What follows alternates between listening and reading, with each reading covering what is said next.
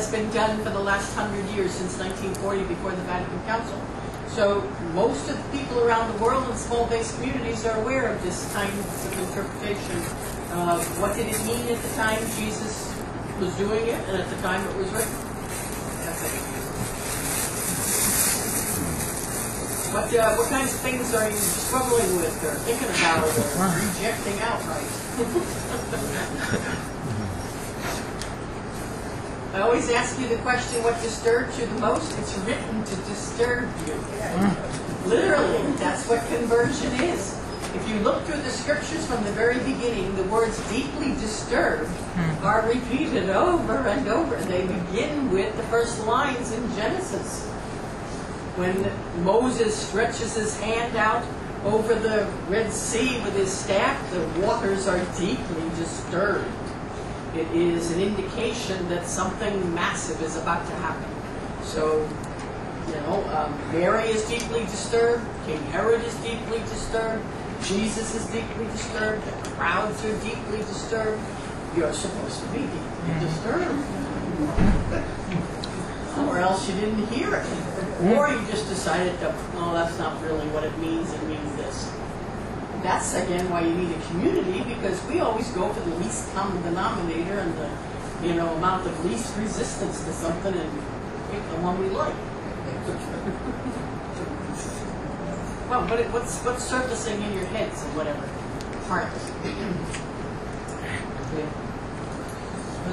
I believe the living God as Almighty. And maybe I hope that the world is connected with real peace. And how can we really explain the peace? First of all, Jesus in the scriptures is not the living God. Right? Jesus in Matthew, Mark, and Luke especially is a human being that lives in first century Judaism, who is a Jew, who has the idea, we're going to deal with this next week, he is a prophet. He doesn't even see himself as the Messiah. He is adamant about his community. No, don't say that to anybody. I'm not your idea of that. He sees himself as a prophet. We have forgotten he's human. So if he as a prophet, he stood to the left side. Why I believe Jesus Christ? Okay, you keep calling him Jesus Christ. He's not Jesus Christ until after he's risen from the dead. Only one of the prophets who stood in left side. But I believe in God, but Jesus Christ could not cover all of this. Only stood in left side as a revolutionary. Well, he is a revolutionary. Yeah. I mean, he was in his own time. We have made Jesus so mild and so blah that we can't figure out why they killed him the way they did. Every single group was after him. They decided it was better to be in collusion with groups they hated to get rid of him. Again, Jesus is not, and we keep referring to him as Jesus Christ and the living God and that kind of stuff. He never, ever, ever thought of himself in those kinds of terms at all, and either did his community. Long after the resurrection, and we picked that up. But if you're going to read the scriptures, you have to read it as he was as a Jew in his lifetime. Jesus had no idea he was God. Now, that you usually get in your first Christology course, right? If he knew he was God, then it's a big farce from beginning to end, right? If he knew he was God and what was going to happen, he was going to be raised from the dead, well then why bother to become human? The understanding is he is faithful and he teaches us how to live as faithful believers in God. It is only after the resurrection when his disciples begin to ask the question, who was he? And then it isn't until the 2nd or 3rd century that they begin to say he is the Son of God. And we're talking about the second person of the Blessed Trinity. Right? That's a very late concept. The sons of God in the Old and New Testament are the prophets. Right? The sons and daughters of God, because they were prophetesses. And the Son of God is the prophet that would bring peace and justice to the people, sometimes synonymous with the Messiah, depending upon how you interpreted Messiah. should we assume that that passage where Jesus asks who you say We're going to do that next week. So we just, okay. Why not? Yes. Because if you read it in different Gospels, there are different answers, different reactions, and different responses. Right. That's because there is always more than one true interpretation of Scripture. And you have to put it in the context of which Gospel and which group of people it's being written for. And they were coping with totally different stuff. So in Mark is the original. And his is like, bam, right between your eyeballs. Matthew is going to be very different. Peter blows it totally in the next line, same as he does in Mark. But they're trying to say something different in Matthew, right? So we're going to deal with that because, again, Matthew's community is being given an identity. They are no longer Jews. They're becoming Christians, but they don't know that yet. They're persecuted by the Romans, and they're fighting. Now, the gospel we're going to do today, all of chapter 18, is because they're always fighting with each other, right? And so they needed, literally, the glue that holds the community together is how do you deal with each other and, not let people go wandering off and that sort of stuff. These are ordinary people like us coping with somebody who would be a strong religious leader today, but not like our religious leaders who are sweetness and light and, all this kind of stuff. I mean, the popes are the last thing in the world that are anything like Jesus since John the 23rd. Right? Basically, they're keeping a structure going. They're an institution within an institution. There is no give and take among the people in the institution, in direct opposition to everything it acts. And so religious leaders are not acting like Jesus. Right? You run into a prophet, you might. Now, Dan Berrigan is a prophet, but he's getting up there. He's about to hit 90. He lives at Fordham. And sometimes he knows exactly who he is, and sometimes he doesn't. But he's grand, But again, some of us have lived in a time where there have been a lot of prophets that you could say that's how Jesus acted and came across, and that's why people reacted to them. They jailed them. They were kicked out of their religious communities. They were considered, rebel rousers and all sorts of things. Those kinds of people, unfortunately, we don't have very many, like practically none, that say this is wrong. Tell the truth to power. Take care of the poor. Stand with them. You go down with them.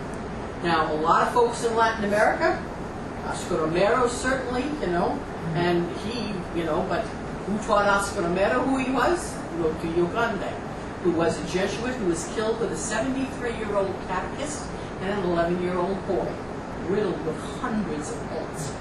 But, they're the kinds of people that were the early church.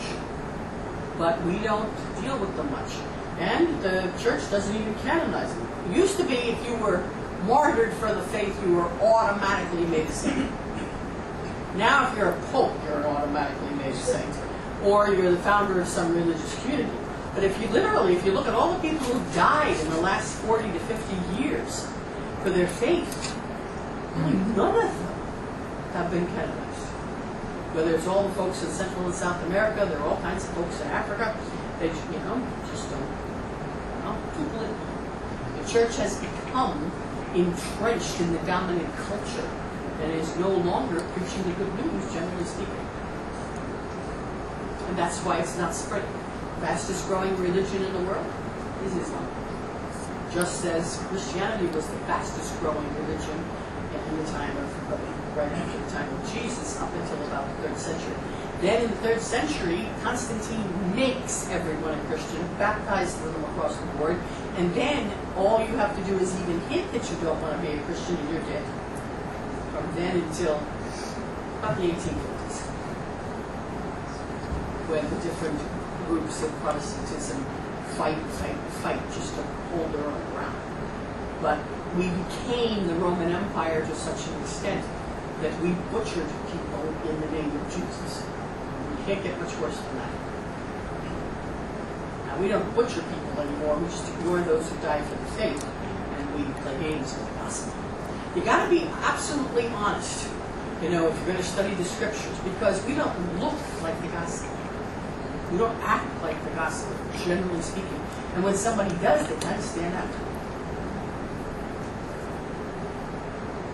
I'm trying to get a rise out of you people. I know it's 1 o'clock in the afternoon, but...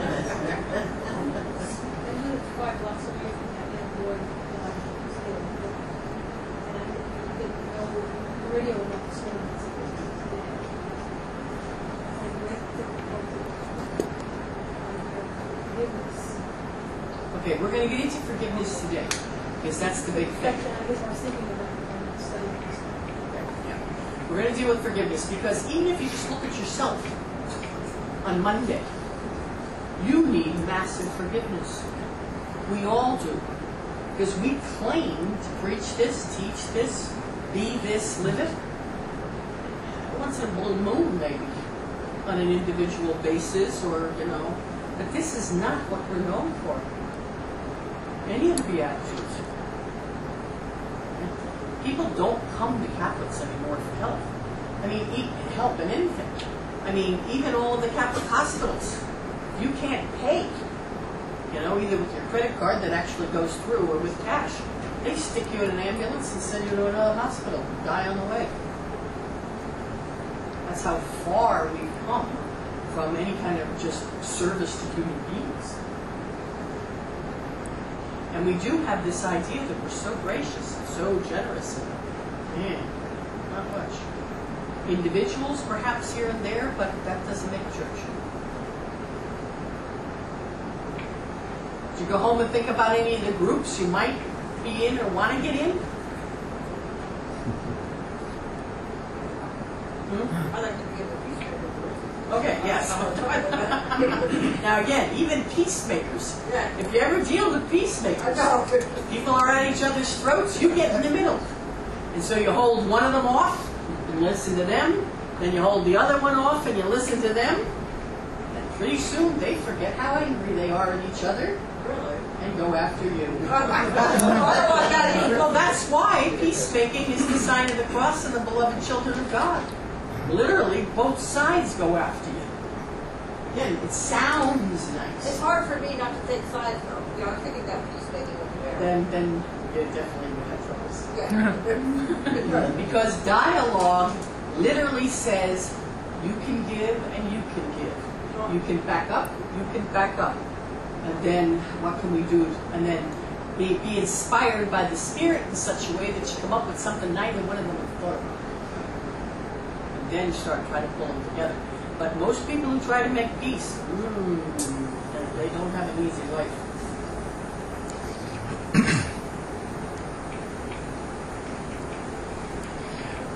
I think that with these communities, I'm kind of banging my head up against the wall that I've seen before, in that the thing that I've been focusing on in Christ, as well as some of these other kind of prophetic characters that we've mentioned in the past couple classes, is that they could recognize these discrepancies within themselves and see kind of these different movements, if you will, but still, I'm not going to say put that aside, but still move forward into community.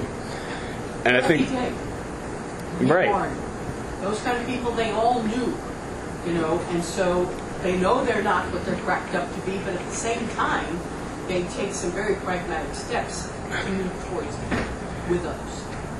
And that's the thing that I think is a really, prophetic or grace-filled action that I find difficult. John Bunyan? Yeah. Yes, yeah. Those kind Large. of folk, right? And they're the image of what you can do with others.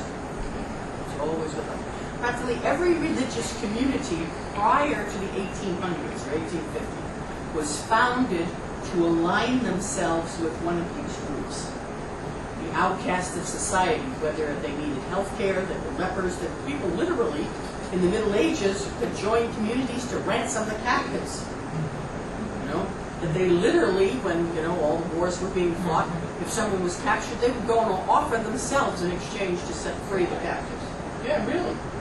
I mean, practically every religious community aligned themselves with somebody on the fringe in order to pull them in, pull them up, but they aligned themselves with them not top-down kinds of stuff, getting grants and this kind of stuff. They literally lived with them, right? And said, your life is at least as important as mine. I don't live here. Right? But we're not doing that anymore, unfortunately. And it's harder. Now, when people are in base communities around the world, because they take care of each other, people come to them with needs. And sometimes the base communities in a lot of places, each group or bunch of communities is known for one thing, like housing. Or if your son or daughter's in jail and you get picked up by the police, or you disappear, there's a couple of groups that know what to do. There are people who, basically say we need water. So they do everything to get water into the neighborhood, sewerage. It's real basic stuff, but the groups themselves become known for not only the company they keep, but what they are doing as a corporal person, which is one of the ways into one of the groups. Solidarity and communion, the corporal works of mercy. Sometimes the spiritual works of mercy, because we don't do those either. I have a whole list, but they're just written out in longhand, I didn't type them up, of how to get yourself into a group. Well, very pragmatic here. Right? First of all, get yourself into a group that studies the scriptures on a weekly basis using the Sunday gospel for conversion. So that personally you keep changing your life, and then eventually, together, you start doing something to make the gospel a reality. That is church. About as basic as it is, that's church. Then within that context, there are a slew of stuff you can do. The early church, like by the time you get to Luke's gospel, is enormous generosity beyond belief with no thought of reciprocity. Generosity. In Luke's community, the really poor community of Jerusalem, keeps the ones that go out 2 by 2 on the road alive. They send them out, and then they come back home to them. So even the poorer communities that were more stable in one place, they kept missionaries on the road. And the missionaries are supposed to be the blatant symbol of the presence of the kingdom of God. And that's why they, some of them wear sandals, some of them don't. You take no staff, money in your belt, whatever. And that's because you couldn't run from thieves. They didn't have anything to steal from you. You rely on the hospitality of others. It is the presence of the kingdom of God. So clearly you'd have to be left off the line. That's it. So enormous generosity with no reciprocity. Right? You have no thought of ever getting anything back.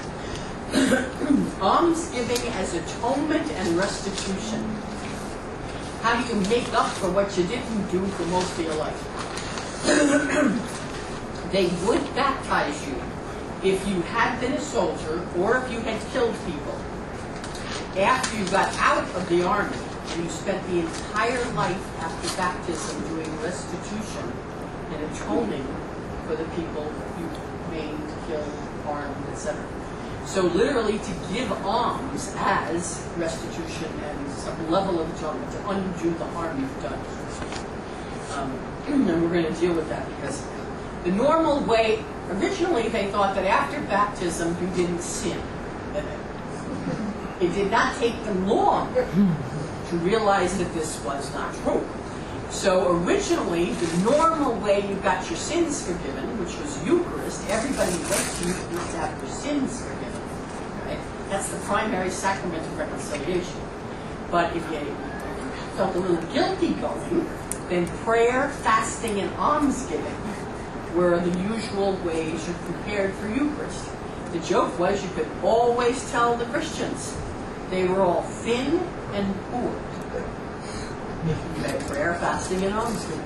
Right? So that is the normal way, and you can still do it, but now as an atonement issue. Your community, when they hold you accountable, you obey them. Right? In the Acts of the Apostles, the thing you had to do before you were baptized, you brought all your excess and laid it at the feet of the apostles.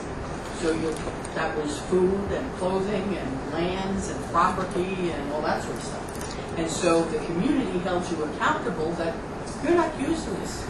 You're not doing this. What are you going to do with it? know, how can you look at your brother, you know, and sister in hunger while, you know, you're going over here for the weekend and down here for this one, you got your house up in Hamptons and Winters. Sorry about that. It just came out. And again, you have to study the word in community. It's the only way it's going to get you and eat at you. All right? We're going to get into this next week. Pick up your cross and bear your share of the burden of the gospel. Now, we always talk about that, but bearing your share of the burden of the gospel will come up today. We moan and groan, and we think we're persecuted all the time. We are, you know, we can bitch better than anybody, right? And then bear your share of the burden of the gospel. If you're actually doing something that merits some sort of condemnation or accusation or whatever, give thanks that at least you're that far along. Well, you know, because most of us don't. We complain about this. Practice hospitality, especially to the outcast and the stranger, which would mean you got 20 million at least immigrants to start. Migrant workers, the immigrants, all the people are getting caught because the DREAM Act didn't pass. All the high school students who, when they go to get their driver's license and their Social Security, realize I'm here illegally. And I've been here illegally since I was 4 months old. And so what are they doing? They're dumping them across the border. They don't speak Spanish. They're dumping them in places like Juarez and, you know, the nightmare towns. So you practice hospitality. Now again, a lot of this you can't do alone. You got to do with others. Do justice, you know, which means sometimes stand up for folk you work with, you teach with. You know, just because the Catholic Church, every diocese is corporation sold. And so there are people losing their jobs left and right, losing their retirement, losing their, seniority, with no compensation, all this sort of stuff. Do justice. Now, then you may go down with them, but, do justice. And then that covers ranges of things. Practice forgiveness and reconciliation. And we'll watch today, you'll know exactly what that is. Make peace, all right? Again, when you're caught in your families, in-laws, relatives, friends, co-workers, parishes, make peace. We're not good at bending. That's why we got this huge group over in this parish and this group that won't even go to Eucharist with them because they want the mass this way. And even when they're this way, even though the girl servers are over here, the girl servers are over here, and we're at odds with each other. So somehow learn how to make peace. Live under, well, this is another one you're going to get. Live under no sign of power but the sign of the cross. Which is massive. But we'll also deal with that. Practice the corporal works of mercy together with others. Right? Now you all remember the corporal works of mercy.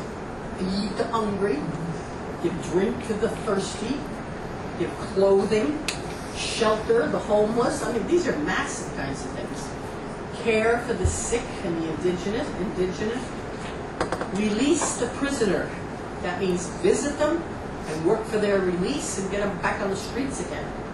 Bury the dead. We even forget about that. There is one parish in Albuquerque where I live. It's the poorest parish in the diocese. It's a lot of little old ladies and Indians and street people. They bury all the dead of the indigenous in the dying street. They have funerals for them. They bury them. They buy the plot. They get flowers. They sing. They do masses, whatever. And they're about 20 a week. And it all comes out of their own pocket. Hey, all over the city. They dump in, What city is this? This is Albuquerque. Not everywhere in the world, honey. Try New York. And the numbers of people who are buried in unmarked graves and things like that. We just don't even think about it. Right? They're the corporal works of mercy. Then if you find them too hard, and they're trying to add in to aid all equals in my list. Now I wrote these down and I cannot remember the seventh corporal work of mercy. Spiritual works of mercy. Corporal is stuff you do for people's bodies. Spiritual is supposed to be body and soul, kind of a mix-up. And work of mercy, they're all acts of justice. It's what every human being deserves because they're alive. Comfort the afflicted. Say it should be changed to afflicted. Counsel the doubtful. Instruct the ignorant. Pray for the living and the dead. Bear all wrongs patiently. All good at that? Ransom the captive.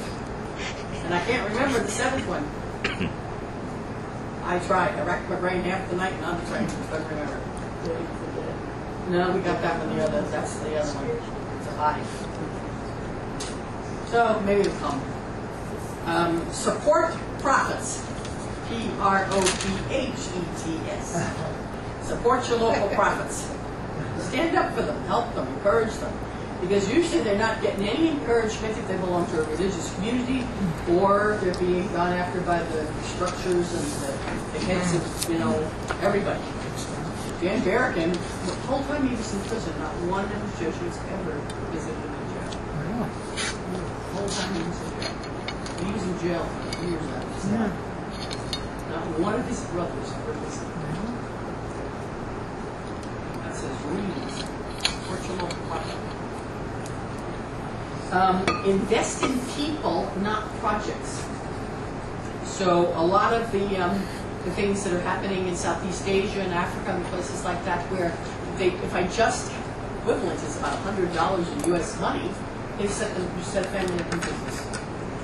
So for Christmas, this will get you in big trouble with families and friends.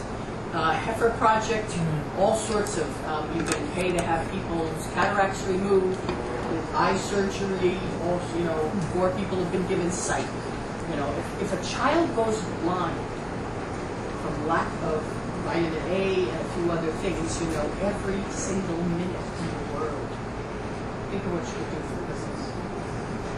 The Heifer Project is you buy animals, generally speaking. I gave a bull in your honor. I gave 20 chickens and 14 pigs and all this sort of stuff. But it starts people on a life. It feeds them. It gives them, a base of support. They can take care of themselves. Or you buy seed, and you fight Monsanto and places like that basically are coming up with seeds that do not reproduce themselves. And where are they trying it out? Like for rice?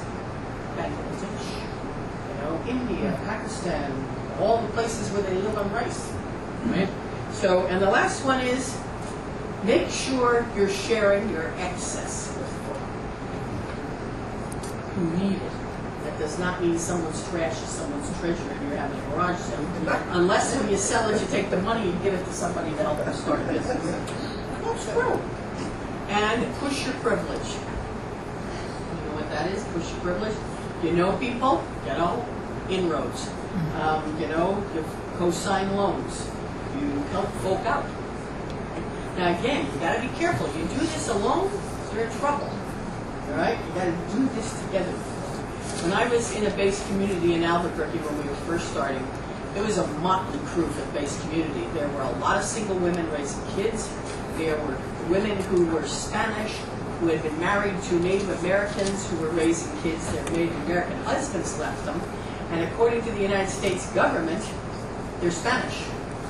According to the Native Americans, they're Spanish. According to the Spanish, they're Native Americans. So they fell through the cracks. So the widows, there were many widows in the group, they adopted the 2 Spanish women with all the Indian kids.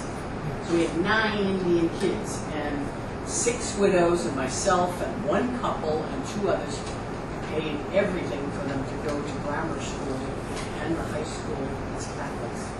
We handled tuition, we handled clothes, uniforms, school materials. Now these are widows who lived on fixed incomes and hired folks off the street to, harvest their chilies and their beans and corn. So, but we did that, and then it was 1 family a year off the street. So we got them a place to live. The guy who was the 1 couple was one of the best carpenters and stained glass window makers in Mexico. So we apprenticed the father and the older sons to them. These people didn't speak English, but one of our older widows speaks Spanish. And so, food, clothing, set up the whole place for them, one family a year. That means you teach them English as a second language, you get them green cards, you work them through the process, and you get them citizenship. And if a group of 12 to 15 people with little or no income and resources can do it, imagine what 15 or 20 people can do who have lots of income. I was the only one that had background, so I was the one who was sent to the master to twist his arm to bring them into school and drop the tuition. He said if we were bringing 9 kids in to go to school, I would pay half the tuition for all of them. So again, he felt so guilty. Hey, guilty is good working. So those kinds of things, but again, in a group you can do all sorts of stuff. Suddenly, if you're in a group, you start seeing everybody different. Literally, you start seeing everybody different. Okay, we're gonna try to do 4 things. The process of keeping the community as one in the spirit has 4 major steps to it. The first is forgiveness. Forgiveness is the good news. The good news is that we are one with God. Right? That's it. I mean, it's a given. It's the gift that's given. It's if you take the gift, then you must give the gift.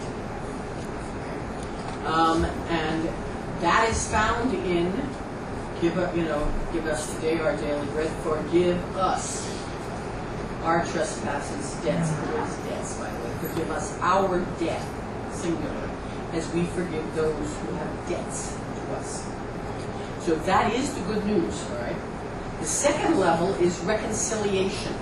The word in Greek means to walk together again, which is mutual forgiveness. We're going to deal with what happens when you forgive and they don't. And they don't acknowledge for 1 minute that they need it. Right? So reconciliation is the fullness, so to speak, of forgiveness because it's mutual. The third level is restorative justice. You have to undo the harm that you have done, if possible. Right? And again, that is what became penance. But it's restorative justice, to restore what has been shattered, broken, torn to shreds. And then if you can't undo the harm, then what the word became is atone for it, or do restitution with somebody else. But the fourth understanding is at 1 minute. That's what the word originally was. It is communion at 1 minute, rather than atonement. So they're the 4 stages of how you keep the community together. And that forgiveness and reconciliation literally is the glue that the Spirit uses to hold the community together. And that's why chapter 18 in Matthew's Gospel, right smack dab in the middle practically, is, okay, if you're already feeling like you're in this position and you're not doing too good, then how do you deal with people who sin against you? You sin against each other. You're all in it together, all sorts of things. I'm going to start by telling you a story. It's a Northwest Coast Indian story from the Salish, S-A-L-I-S-H. And they are Oregon, Washington State, Vancouver, British Columbia, all along there. They don't recognize our borders. And it is a raven story. There are many raven stories. Raven can be one of 3 things. Raven is a bird. Right? It's a bird everywhere in the world. A blackbird, I mean, you see him sitting in trees, sitting on trash cans, everything. And the understanding is a raven can hear everything you say. And that raven speaks the language of the people, and so can tell other birds what's going on and who to worry about and all that sort of stuff. So that's just a bird. Second thing is raven is a trickster and a thief. They steal everything, especially anything shiny. They have found diamond rings, beard tabs, fleece linings of vests, everything in ravens' nests. Right? They'll steal you blind. Right? So it's a trickster or a thief. Right? And the third thing is God is a raven. The Great Spirit is a raven. Sits in trees, nobody ever notices, listens to everything, knows everything that's going on, travels around. God is always trying to trick you into facing the truth. And God is always trying to steal from you what you don't need. And so when you hear the stories, it isn't until the story's over that you can figure out whether it's a bird, and usually it's a bird with some major drawbacks, that it's a thief or a trickster, or you're dealing with the Great Spirit. Okay? All stories are true. Some of them actually happened, and this one's going to happen to you. And there's only one person in it, a raven, so you don't have to think about which one you are. Once upon a time, it was a long time ago, Raven was out sort of surveying everything. He liked to look the place over, make sure he knew what was going on, who was where, what they were doing. But it was also a good time to look out for food, because Raven was always hungry and always looking for something to eat. And he had a special weakness for smoked salmon. He liked salmon raw, but even better smoked salmon. And he had a real strong sense of smell. And so he always knew when the people were smoking salmon, he'd kind of circle around and hang in the trees, see how the process was going, whether it was ready. But one day he was out flying around, and he was going into all the little inlets on the Washington coast, and he saw an island he'd never seen before. It wasn't a big island. He could just fly across it in like 10 or 15 minutes, and it didn't look like there were any people on the island. And he was sure that he knew all of the little islands in the outskirts. But he noticed there was a big clearing right in the middle of the island, and he knew that smell. There must have been humans around because they were smoking salmon. And he went swooping down and landed in the middle of the clearing and walked around as ravens do, checking things out, and went in the door of the smokehouse. And it was a big smokehouse. There was a huge table in the middle, and then along the walls he thought he'd come into heaven. There was coho, there was silver salmon, there was huge pieces of salmon.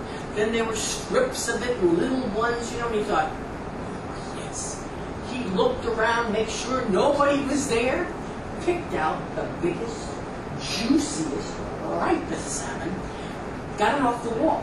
Fairly easy. Pulled it over and managed to get it up on the table.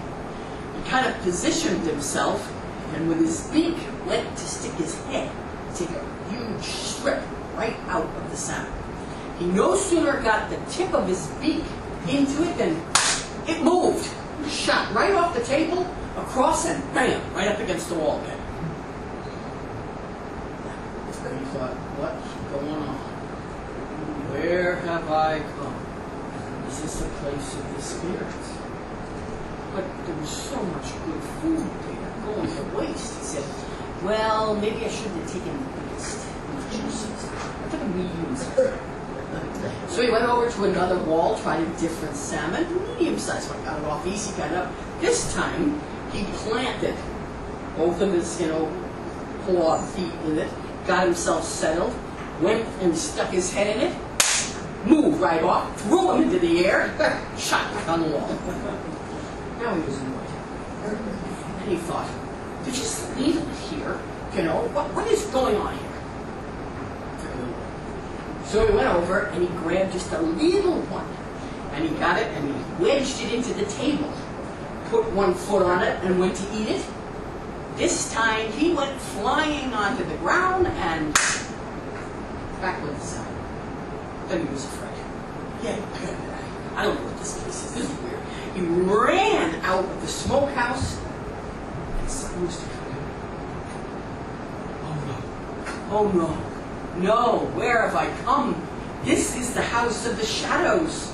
This is the land of the shadows, because behind him, as far as he could see, stretched his shadow. And up to this point, Raven didn't have a shadow. He could fly and no one would see him below on the ground.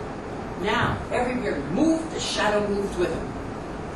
he said, I've fallen into the valley of the shadows. And the only ones who have shadows in the world are those who steal what belongs to someone else. Now, everywhere I go, people will know I'm a thief. Whereas I was really good as a thief before because nobody knew. Nobody suspected. And with that, he rose off the ground and he watched his shadow as he flew. But when they tell this story, they think of all of you. You've got a shadow. Yes. You're all a bunch of thieves. What have you been taking from others that isn't yours? Children's creation story, 6 years old and up. I figured you'd fit it. Now, take a minute. What does the story do to you? What's it make you feel, and what's disturbing about the story? Turn it and talk. What kind of guilt you got? Well, what else does it do to you? Make you think about it or whatever? Think about how my actions influence. Okay. And our act, we are totally unaware. We're so wrapped up in ourselves that we have know very little of the impact that any choices we make on all sorts of folk. Everything you decide to eat, not eat, who you decide to buy from, what you decide. The cheaper you get something usually on the street, the more you're stealing from somebody who made it. Again, now it's becoming more and more aware that you can find out, who does this kind of thing. Starbucks, they put fair trade coffee in their place. Yeah, they put it on the shelf, on one shelf, but they don't use fair trade coffee to make their coffee. So they're a bunch of crooks. Oh, yeah. So, all kinds of things. So we steal without even thinking. What else do you think about or stir up inside you?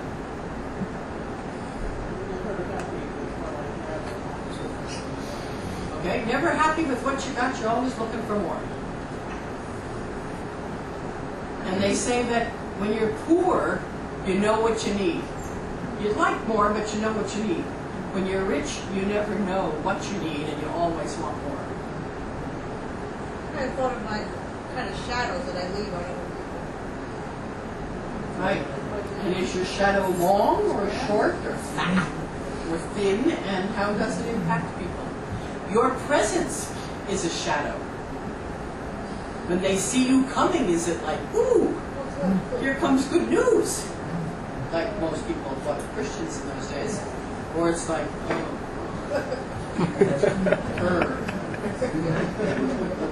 well, our attitude, the way we are with people, tone of voice, all sorts of things. We definitely leave just our presence with people.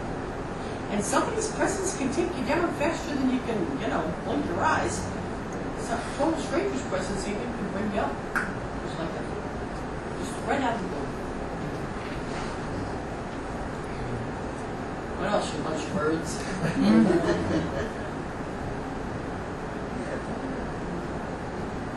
Shadow is like a conscience. The shadow is like a conscience. Again, sometimes after these stories, you'll start noticing your shadow. How often do you notice your shadow? Most people are told it's a long, in the middle of the day, it's long, whatever, this kind of stuff. But most of us aren't even aware of our shadow. And it's a good reminder to make us aware of other things. It's interesting, in the early church, one of the definitions, the Spirit of Jesus is the shadow of God bent over the lives of his friends.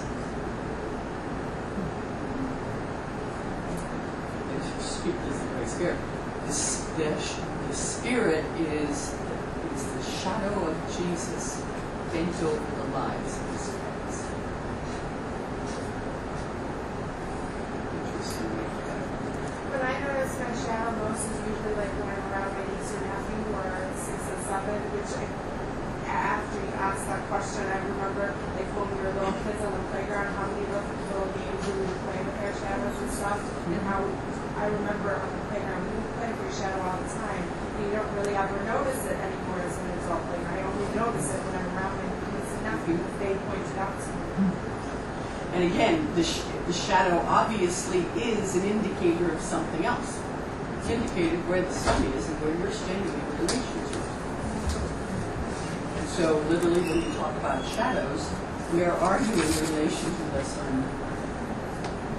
And, what are you doing? All the images, are always, even if they're childish, they can be put into a larger context. Okay, now I told you the story so that you hopefully remember as we do this chapter that you're a sinner. That you've got a shadow and that it falls. So that when you hear the scriptures, we're very quick to find out how it works with somebody else. Not so good on how it works with us. Now, the only piece of information that you need to know, all the stuff we did on the poor, code words for the poor, because you can't keep saying it over and over again, is the least of your brothers and sisters, the merest of children, any child is the poor. So it's all these guys. Any least of the little ones, children, least of your brothers and sisters, you're talking about all the groups that we talked about as the poor. Which is crucial because the whole first part of this chapter is the effects our behavior has on them. And to cause any of my little ones to sin, to cause any of the children, they're not talking about children. We are the beloved children of God, the new Christians in, so to speak, or the ones that are on the edge. For us to cause them to sin is the millstone around the neck. I mean, it works for children as well, but it works for most of the human race who have no power and are in jeopardy all the time. Okay? So we're going to start off with a parable because that would be right smack in the middle. Monday, by the way, I haven't decided whether we're going to do the parables first. You can decide whether we're going to do who's Jesus first for next week. So we'll decide after class is over and all the good stuff. All right, close your eyes. We're going to do the first part of the. There are three big pieces that we're going to do. Close your eyes and ask the Spirit to open your ears and to open your heart and open your mind so that you might hear the good news.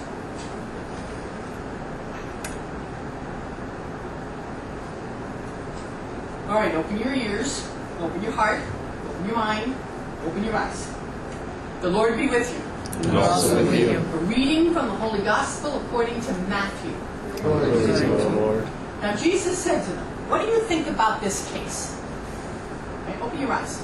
Open your eyes. What do you think about this case? A man has 100 sheep, and one of them strays. What one of you will not immediately leave the 99 in the hills and go after the one that strays?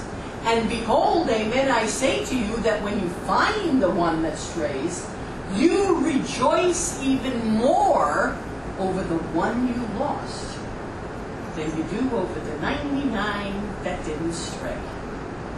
And my Father in heaven does not want even one of these little ones to be lost. This is the gospel of the Lord. Jesus Christ. Now, you got 100 sheep. You know anything about sheep? I have taken care of sheep. I know a lot about sheep. All right, you got 100 sheep, one strays. Which one of you wouldn't leave the 99 in the hills and go after the one that strays? Yes. Something that was just out there, so it's how ridiculous it was just how people hearing. Because who would leave 99 sheep and go get one? Right. Especially if their life depended on it. Yeah. Right. Which says that God is very different than us. Right, exactly. Obviously. Who wouldn't leave the 99 and go off and get the one? This is what the church is supposed to be doing. Okay, there are only 18 in here. One of you strays. Maybe you already have. Who wouldn't leave the rest of you to your own ends and go off?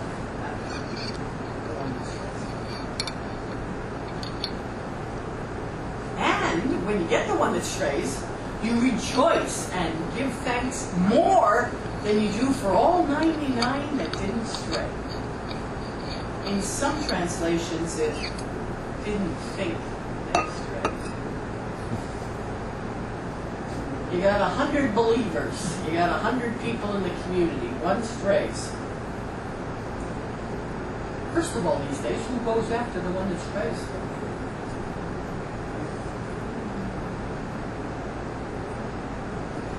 And what about the 99 that don't stray? Oh, good. Would you consider yourself to be one of the 99? Because you're obviously not one that strays.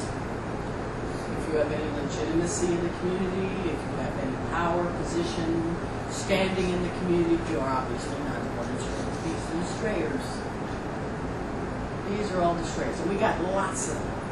All the people who are separated and divorced and in their regular marriages, they're strays. Of course, it happens to be more than half the community at this point, but all the gays and lesbians and transgender folk and disordered, internal, whatever, I can't even remember the line. They're all those people who, have political opinions, which you shouldn't have. Oh, no, it's not all the political opinions, it's only one. It has to cover either abortion, stem cell research, or gay marriage. Of course, you can kill, you can maim, you can be in 3 wars at once, you can love the death penalty, and all this sort of stuff. But if you're in the little group, then you're strayed. And not only do you not go after them, you make sure they don't get anywhere near the rest of the 99, because you might be contagious. Now, this is what he's saying. What's your reaction?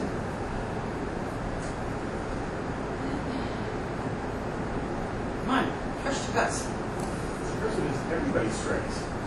Right. It's the whole community. But most of a religious community doesn't admit that they stray, because the criteria of what you belong in and what makes you a good member of the community is posited by the community or its leadership rather than the gospel. And so 99 don't stray. If you know anything about sheep, keeping them together is a major trick. I mean, a car backfires and they're all over the creation, They are so stupid, they fall in holes, they stay there, and then they bleat. It's like, here I am, Wolfie, coyote, come and get me. They are really dumb. They stampede and they eat their own. Their own goes down, they eat their own. Hey, it's a good image for some of us people who consider ourselves rather religious. Right? But most of the people in the community don't think of themselves. They all could tell you who are the ones that stray. If you're in the religious education program, it's all those people who do not bring their kids to church and don't go to church on Sunday until it's time for First Communion. Or anything else. They drag them back in for, confirmation or whatever. No, you haven't seen them, for baptism since they got married. Maybe even not then. Right? Again, everybody's got a different group of who are the ones that have strayed and who hasn't strayed. So, what do you think these people were thinking? And yet Jesus is trying to get across that this is in my community. My Father, my God, rejoices more over the one that strays, that is brought back, than any of the 99 don't think they're all. Well, what does that make you feel? Most of us generally think we're in the good group, and not strayed, or we strayed when we were young, but we're back. That was in my, when I was really young and stupid. Whereas every single human being usually has done something that they hide very well and hope the rest of the good community never finds out, that would put you in the stray category big time.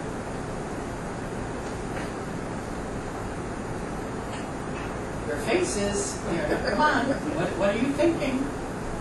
If you just think of me as Jesus talking to you, what are you thinking? And I'm a mild Jesus. Mild. They still want to help the shepherd find out the sheep. Okay, there are people who want that. It's like, I want to be with this shepherd to go after the sheep. Right? And again, what does the shepherd usually do? He does go after the sheep, and he leaves his dogs behind to keep the sheep together. And the understanding is Jesus is trying to teach his disciples that they the dogs. And that individuals, the more leadership and power you have, you go after the one that strays. Right? But the dogs are supposed to take care of the ones that don't think they're straying, but they're just, like scattered all over the hillside and countryside. But they don't stray. And again, most of them have decided they're all shepherds. Except they don't go after the stray. What do they do now instead of go after the stray ones? Condemn them. Don't let them back in. Because they will. They'll affect the other sheep. And see, you got to get this because it's a setup. Right? And that most of the people who consider themselves not straying are the people he has just described that are affecting the ones so badly, that's why they're straying. Those who are causing other people to despair, to get up and leave, to have nothing more to do with the group.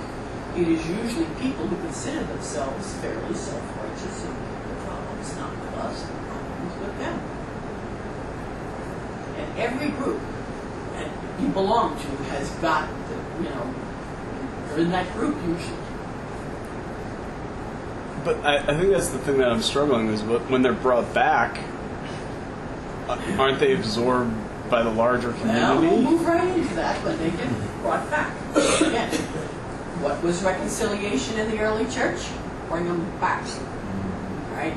And originally, reconciliation was only practiced for biggies. Right? The two big things that always had to be coped with was if you killed someone. I mean, everybody knew everybody in these communities. The other thing was if you gave up your faith. You apostasy, and then you wanted back in the community. They were the two biggies. On your sheet of paper are the 6 major sins that everybody had to publicly ask forgiveness for and keep penance, etc. So the first one is apostasy, and then sometimes they turned other people in as well in order to, get the spotlight on them. Or if you killed anybody, right? The other thing is if you had lied to anybody. If the lying came in with you did not stand up for the truth, you did not say who you were. All right. Then there were 2 sins, usually within the context of the relationship of faithfulness, and that was you broke your marriage vows, but it was only between 2 Christians. Well, the Peter, principle, the Petrine principle, and that kind of stuff. You could leave your pagan husband to marry a Christian. So that, again, those issues have always been really murky. All right. So, but again, and that you were supposed to be single-hearted, whether you were married. You were supposed to be faithful no matter what, whether you were single or whether you were married. Okay. What's the other one on that? Lack of forgiveness. Right. Now, lack of forgiveness literally comes from the Jewish understanding that forgiveness was a necessity in the community. So if someone came to you and asked, will you please forgive me, you were allowed to say no the first time. You could curse them, spit at them, I don't have anything to do with you, you're a rotten piece of whatever, You could say no. If they came back the second time, you could still say no, but you couldn't go after them and badmouth them and all that kind of stuff. The third time, you had to forgive them, or you would be shunned in the community. Right? So there's a little give and a little leeway in there, but you got to forgive. Right? It's a necessity of life. So if you refuse to forgive, then you yourself, if you accepted forgiveness from God, then of course you had to return faith. And then the other 2 things were if you had excess and you did not share. And again, there are many instances of that in the Acts of the Apostles. That this was a scandal to the rest of the community. And so it was noticeable not only by people in the community, but people outside the community. And then you had to be a servant to the community. You had to help out someplace. And that people had to know what it was that you could be doing. serve and their needs pragmatically. And they were the basics that kept the community together. And you usually only went to get reconciliation once in your life. One of them. It's interesting, Constantine received, he didn't get baptized until his deathbed, and that was just in case. He slaughtered everybody and changed the cross into a sword. But then he got baptized at the end just in case. I have a list of people I want to see where they are when I get there. Look at the rerun of what it was. I suspect a lot of people we call holy and whatever, they had rude awakenings upon meeting the Almighty. Again, if you go with Luke's Gospel, woe unto you when everyone thinks highly of you. This is the way they treated the false prophets. That ought to give it a shake, sir. And you see why Dorothy Day would say, don't you dare make me sing. Don't you dare. Right? So this is what you went for. Right? The understanding was that the Our Father, we pray the Our Father, every day, every Mass, whatever. Forgive us our debt. There are 2 words in Aramaic, 2 words in Hebrew, 2 words in Greek for debt. And it's forgive us our debt. Anywhere you see sin or trespass or anything like that, anywhere in the New Testament, the word is debt. Right? Forgive us our debt. It is the word for the United States debt, which is at about something, 7.6 trillion or something like that? I can't remember at this point. Right? There is no way it can be paid. Forgive us our debt to you, the way we forgive each other's debts, nickel and dimes. So 2 drastically different words to talk about our relationship of forgiveness with God and the way it is with everybody else. So if we keep taking forgiveness from God, we got to start dishing it out on a regular basis. Okay, we're going to do the second piece, and hopefully we can finish it before my friend is.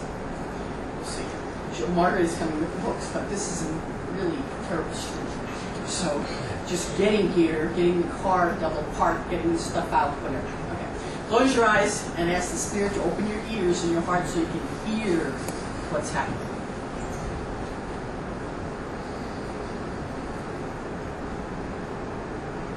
All right, open your ears, open your heart, open your mind, and open your eyes. The Lord be with you. And also with you. A reading from the Holy Gospel according to Matthew. Glory to you, Lord. Now, Jesus said to them, if your brother or your sister sins against you, then go to them one-on-one and confront them and try to talk to them. And if you get them to come back, rejoice because you've gained your brother or your sister. However, if they will not listen to you, take 1 or 2 members of the community with you and make sure you establish all the details of the case so that there are 2 or 3 witnesses involved. Now, if that doesn't work, go to the elders of the community and talk to them. And if that doesn't work, go to the leader of the community. And if that doesn't work, go to the assembly of the entire church. And if that doesn't work, then treat them like a tax collector or a Gentile.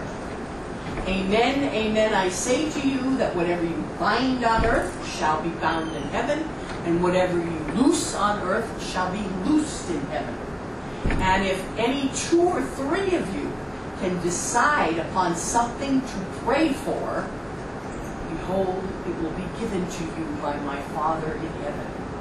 Because wherever 2 or 3 are gathered in my name, there I am in your midst. This is the gospel of the Lord. Praise to you, Lord Jesus Christ. All right. Now you got the process. One-on-one. Go for it. Bring 1 or 2 with you, witnesses to the case. Get all the details down. That doesn't work, go to the elders. That doesn't work, go to the leader. That doesn't work, go to the whole community. Take a few minutes and talk to each other. What does that do? I mean, first of all, go to the chicken. Okay?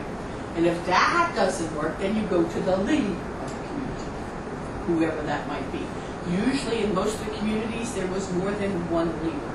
It's only in our place that you ended up with a leader by now. But everybody knew who the leaders were. Now, if you talk to the leaders, now a good portion of the community knows about it anyway. Right?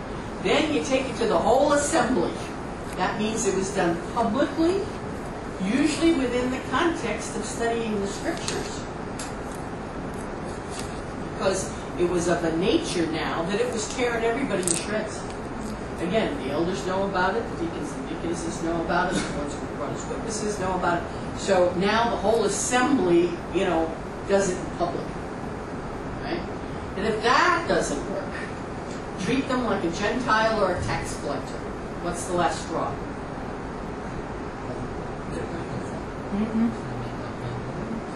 Not what?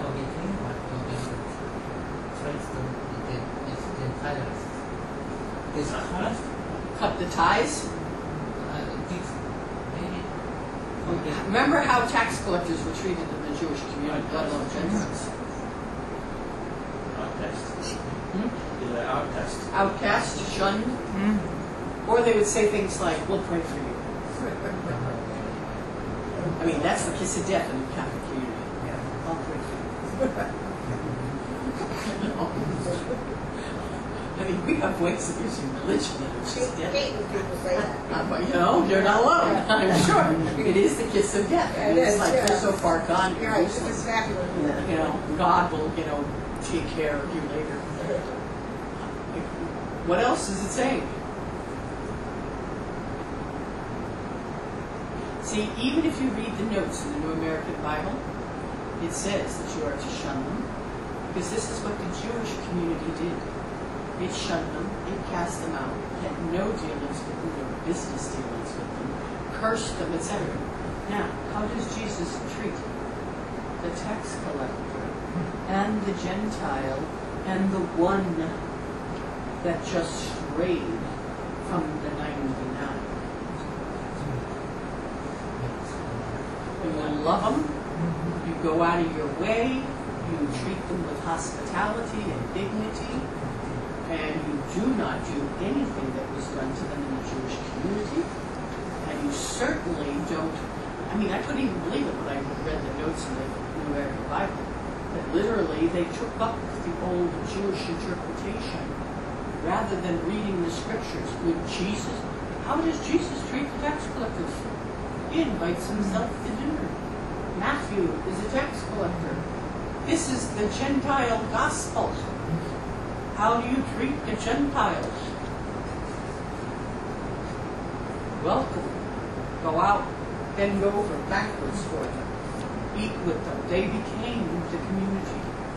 It is the exact opposite of everything we have done and are doing in the church. He's saying, love them more. And the understanding is that the quality of how you treat these people is the essence of what your community is. And whether or not you are followers of Jesus and believers in Jesus. And maybe they'll come back and you'll have a chance to rejoice exceedingly, like the one that strayed and was brought back, and maybe not. But the way we live with people we think have done us wrong or done us dirty says everything in the world. Now, what does that do to you? I mean, it has massive ramifications for anything going on in the church today. It's interesting that Ratzinger bends over backwards, upside down to, certain groups, allowing them their old mass and to do all kinds of things, and yet anyone else, slash and burn, you're out. Can't read books, criticized publicly, humiliated, whatever. Not so good. We're known by the company we keep and how we treat one another. And that's when the hard thing comes down. First of all is, how do you forgive? And then, how do you forgive members of your own community? Now, there are 4 things you have to do in order to actually practice forgiveness. Once you accept the forgiveness of Jesus, and I've worked this out over the years, it's easiest to remember. First of all, you forego. They all start with that. You forego vindication. You forego getting even. You forego enraging. You forego, just attacking outright. Just back off. That means that you don't spread it all around. You talk it up with other people, stir them, and excite them, and everything. So you forego all of the getting even. You forbear. And some of what happens to you, your life has been good. There's going to be stuff that's hard. You forbear it, and you bear your share of the burden of the gospel if it has something to do with church. Or think of all the things you've done that you got away with. And that you never paid the price for, you're going to make somebody else do it. So, forbear it. Literally like bearing your cross. Then you forgive them. Now the way you do that is ritual first, not emotion or whatever. The ritual is you pray for someone who has done you harm. It's the Sermon on the Plain, right? You forgive them, you ask God to bless them, you ask God to help you. Treat them with some level of dignity. Usually you do some sort of a ritual. People do ones in church and outside church. Then you forget. And the way you forget is you create new memories.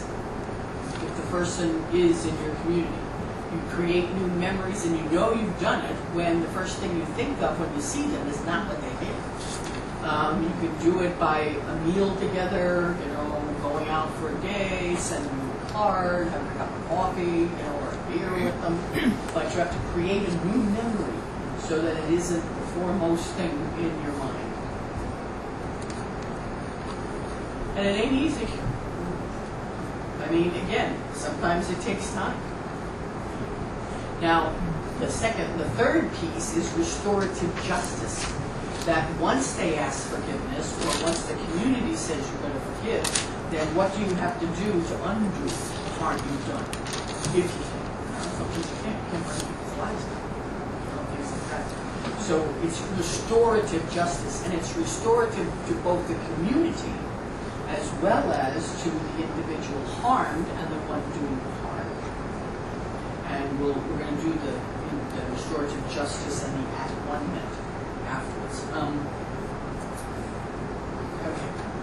Why don't you guys go out and see if she's there? We'll take a half-hour break. We'll still run across the street and get her done. And when you come back, and again, even the fact that the notes in the New American Bible say they should be excommunicated and shunned.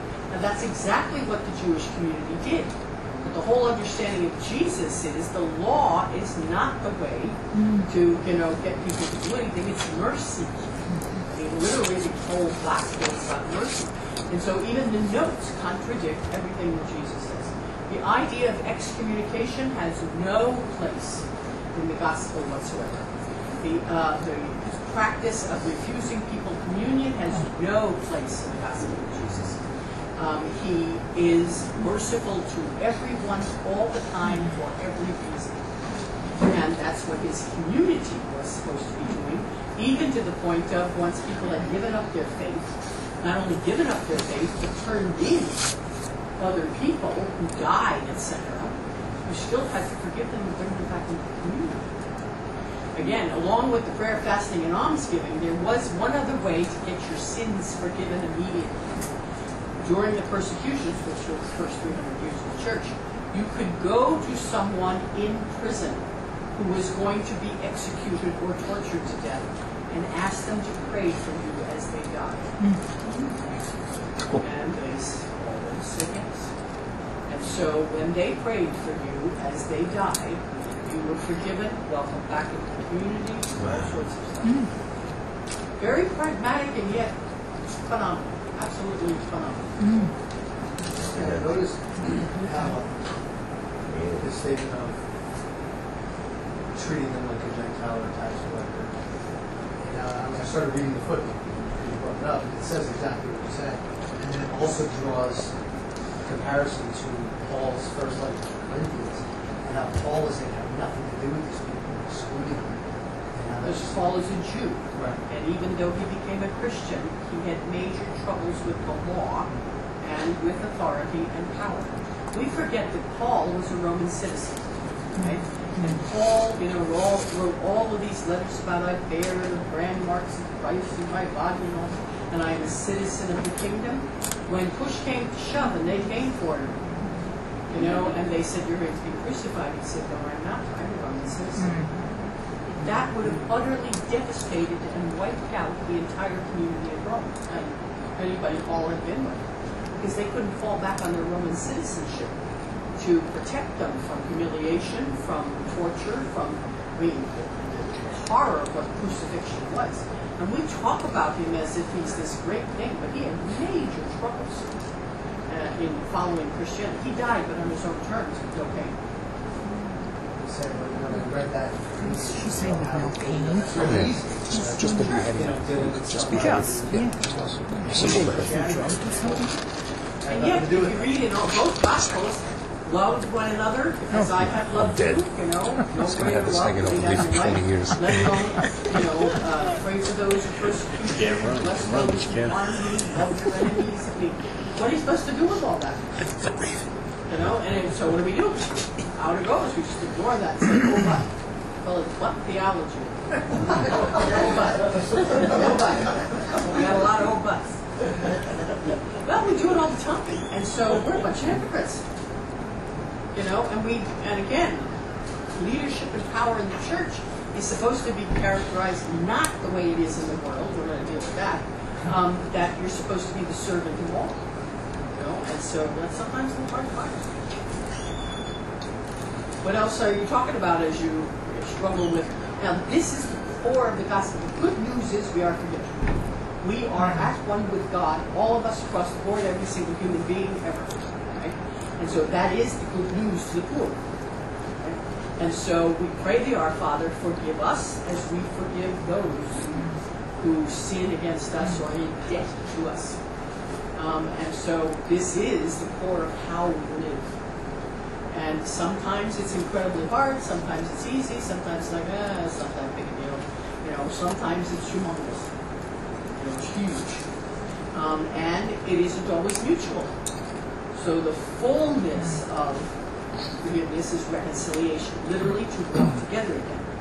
In the gospel, Peter is not a believer.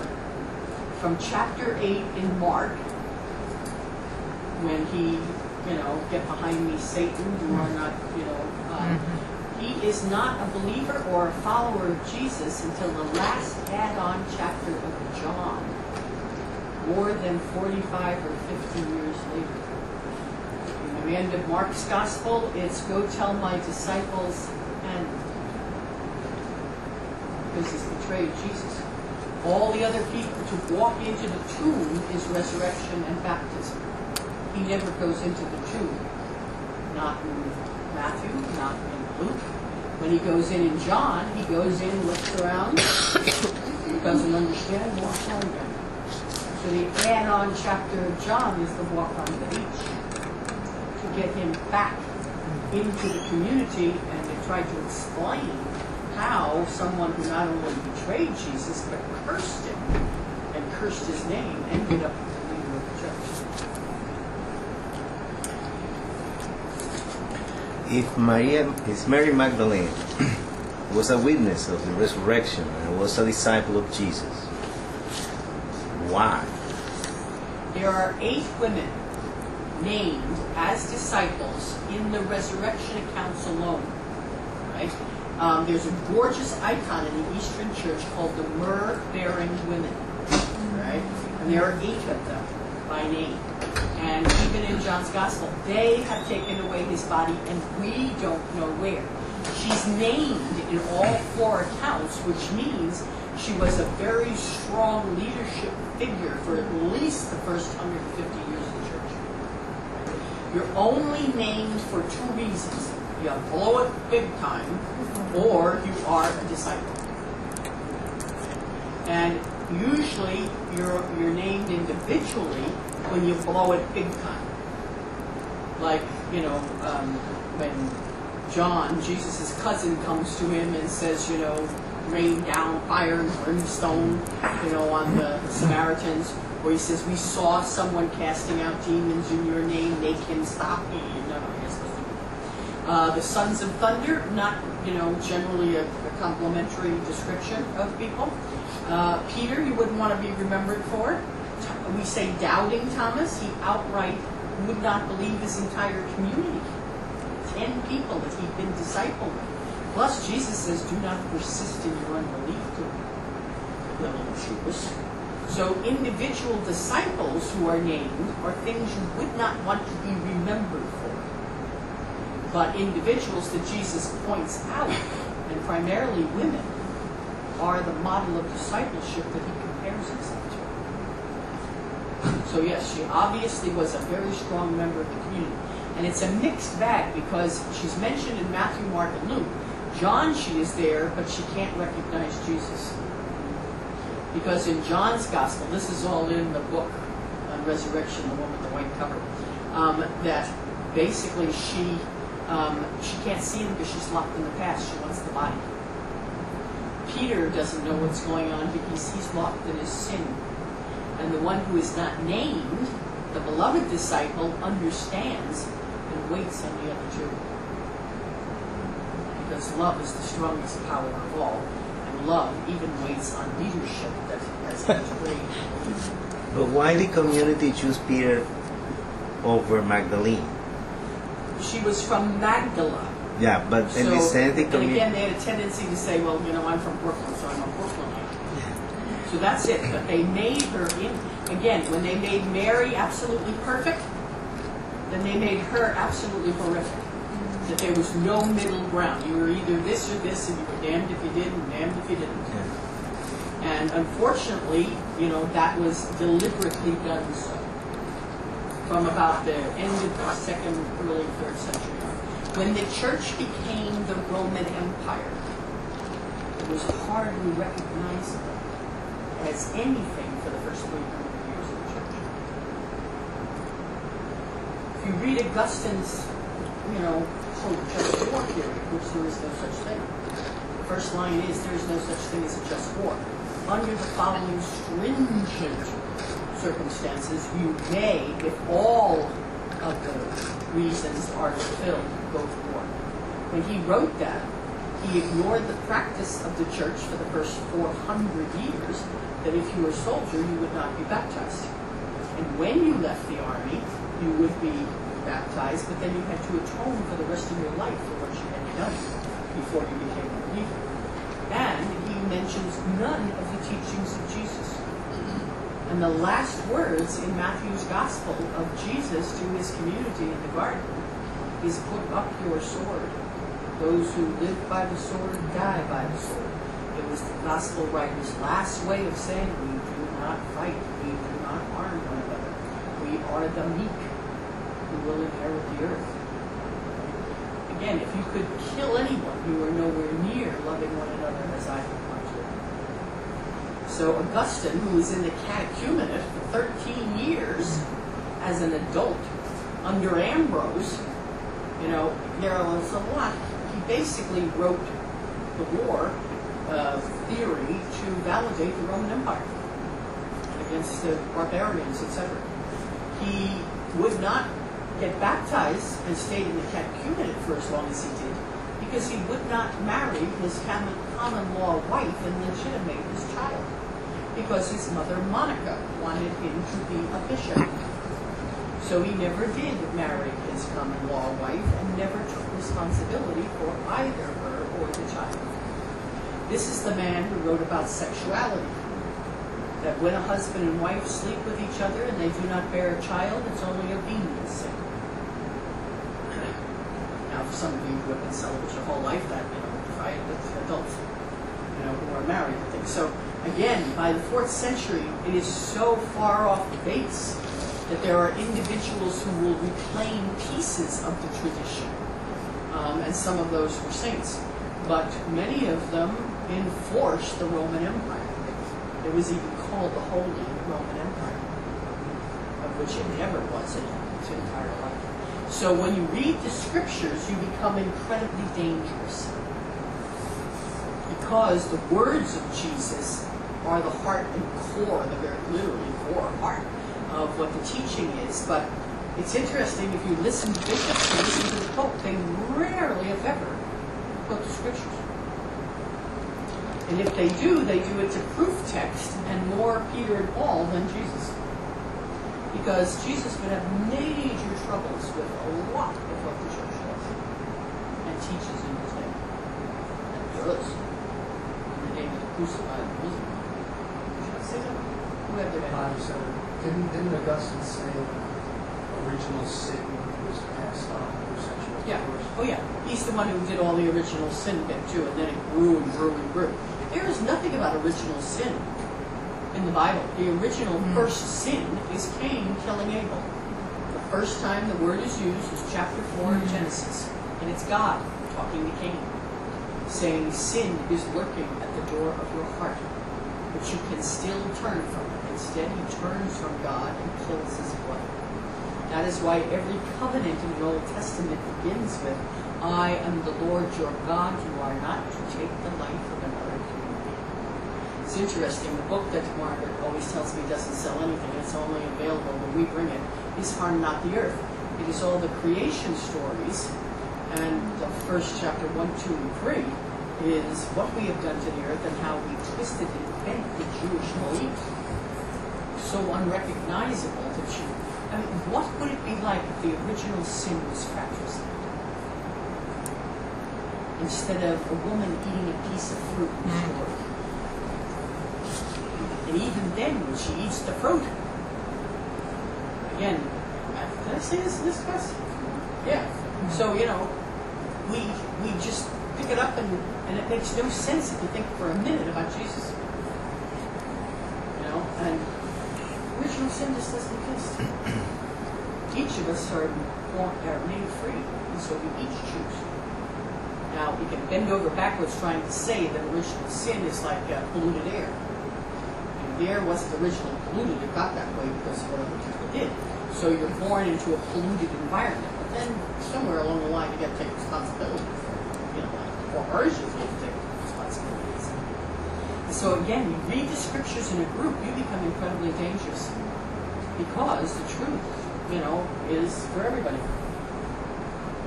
Before we go on, these are the readings for next week. The first one is, who are you?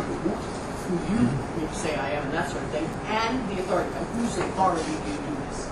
So, these are the readings. Matthew 16, 13 to 28. That is the Peter one. Who do people say that I am? Who you say that I am? You know, that kind of thing. 17, 22 to 23. And 20, 17 to 28. Because they are also the three times in Matthew's Gospel where he tries to begin to tell them about the Son of Man. It's 3 times in each of the synoptics. So that's Matthew 16, 13 to 28, 17, 22, and 23, just 2 lines. 20, 17 to 28. Right? Then 21 to 23 to 27 is by whose authority do you do this? 28 to 33 is the parable of the 2 sons. Right? 22, 15 to 22 is the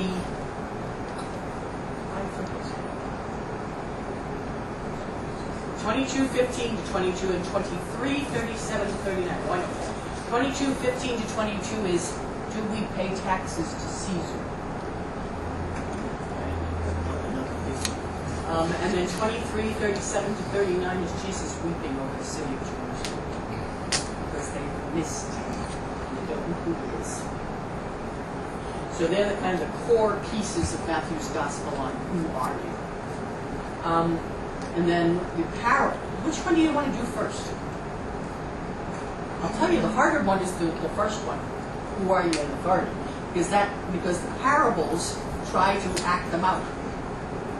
So we'll do that Monday. All right. So this is what we'll do on Monday. Who are you in the authority pieces? Then the parables we'll do for Wednesday. This Sunday's Gospel is part of 13. Chapter 13, now what I did was the purpose of the parables are in 13, specifically 10 to 17, 34 to 35, and 51 to 53. why you teach them in parables, blah, blah, blah, all that kind of stuff. So there's a purpose of the parables. And then the rest of chapter 13 is the sower, which you heard last week, the weeds, the mustard, the yeast, and the treasure. All very, very short. Then chapter 20, 1 to 16 is the vineyard workers. The next two we won't have a chance to do. 21, 33 to 46 is the tenants. 22, 1 to 14 is the wedding feast. People are invited, they all come. 25, 1 to 13 is the 10 virgins, of which there is a joke. That parable begins off with something that does not exist. 25, 14 to 30 is the parable of the talents. We will try to do that one, followed by 31, 45, the sheep and their goats. Everyone's favorite. So Monday we'll do the authority, and Wednesday we'll do the parables. Now, after that we only got two classes, and one of them is going to be the resurrection. So if there's anything you want covered, today or Monday would be a good time to come. So prep it. Any particular piece in the gospel you want to cover. How do you feel about just the pieces we've done on the lost sheep, the 99 that don't stray, and the process of how to get people in? Now, it is followed by, amen, amen, I say to you in the plural. Whatever you hold bound will be held bound, and whatever you loose on earth will be loosed in heaven. Now, that has been appropriated to priesthood, and specifically appropriated to the Pope for excommunicating. Originally, the Pope was the only person who excommunicated people, usually the heads of state, like Henry VIII, things like that. But that has been appropriated so that it is only in a person or specific people ordained. The understanding is that everyone has the power to forgive, and everyone has the power to hold someone bound, which is to tell them the truth. If you think your brother and sister has sinned, then go to them. That it is a community that holds each other accountable on a regular basis, because baptism itself is a promise to conversion. Always continual conversion to the person of Jesus and the work of God. So again, you know that when you withhold forgiveness from someone, you can absolutely ruin their life. So he talks a lot. Trouble. You know, when you say, the scripture says that this is a community thing when it's referred to Jews, and you see the behavior that civilization has now, that many people in the country decide that this is the way that we go, and we go. They say maybe this way is wrong. But we see every day, for example, the financial crisis that we have. And now we have the discussion of the how we fix the whole thing. And every people is losing jobs and saying that. And what is when the... That is what we're supposed to hold other people bound. But they're going there. It says, and it's sometimes when community come together, they can be run too. Oh yeah. And you have the financial crisis, you have now the ceiling whole thing, and say we've lost the tradition of holding people accountable for what they do. The word bound is only used in two situations. It's whoever you hold bound will be held bound, whoever you loose will be loosed. That's also in John's Gospel. The other time it's used is in John's Gospel. And Lazarus came forth from the tomb bound hand and foot. And Jesus looked at them and said, you unbind him and set him free. The understanding is you hold people bound so that they cannot do evil. And you hold them accountable for what they do and stop it. Like just as the cords of death, they unloose him and set him free. The first baptismal promise is you promise to live in the freedom of the the children of God. And so we either forgive people by setting them free, or we hold them bound and make sure they stop doing evil. That's restorative justice. But you just don't let them go, off on a thing and whatever. That there has to be a level of restorative justice that restores the community that has been shredded, but it also restores some level of justice to those who have been wronged, harmed, etc. And again, even that became farcical. Say 5 Our Fathers and 5 Hail Marys. That trivializes the understanding of restorative justice as well. Okay, and the disciples don't like this any more than we do. All right? We're going to do the whole last piece together because it's connected. Close your eyes and ask the Spirit to open your ears and to open your heart and open your mind. And you're thinking like Peter anyway, so try to listen to the parable the way Peter was hearing.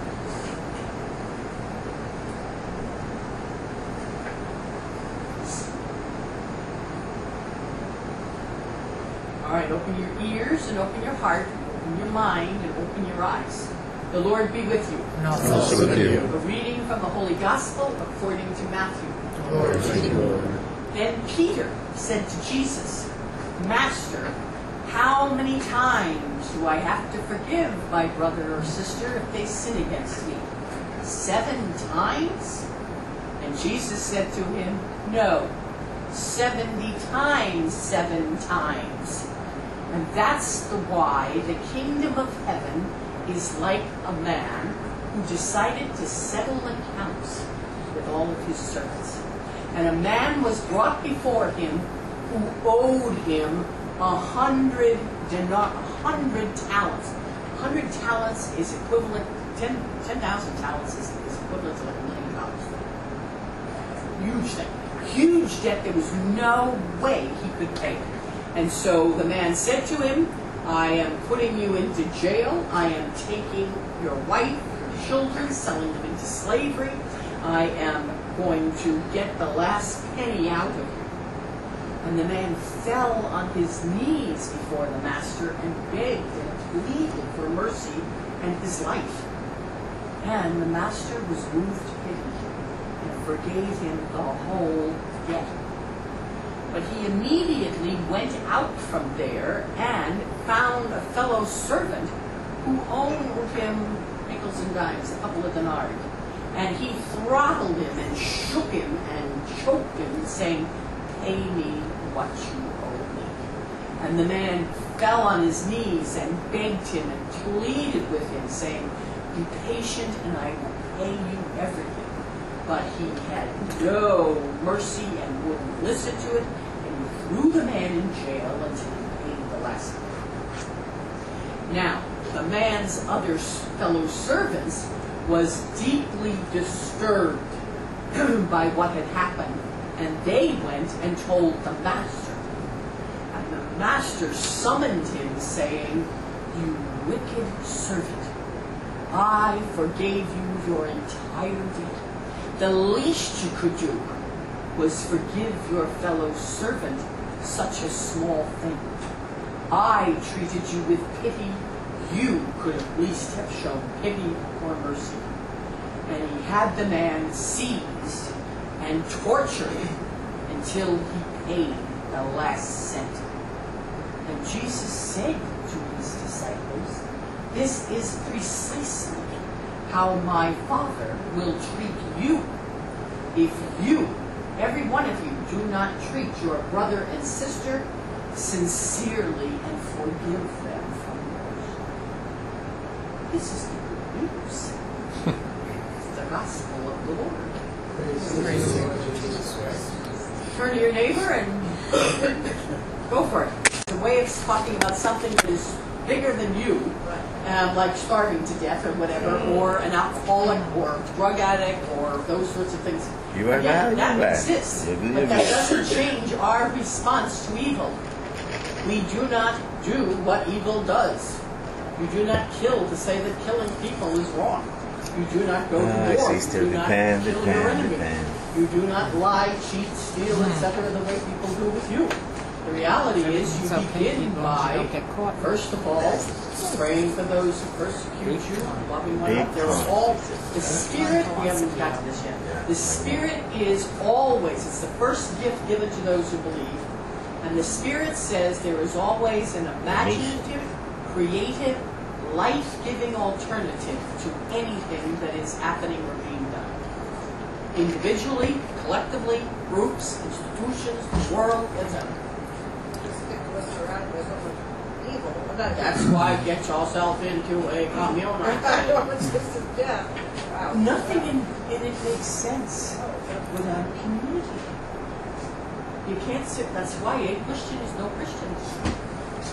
Maybe a believer in Jesus, but you're certainly nowhere near disciple, believer, whatever, that kind of stuff, let alone a beloved disciple or anything.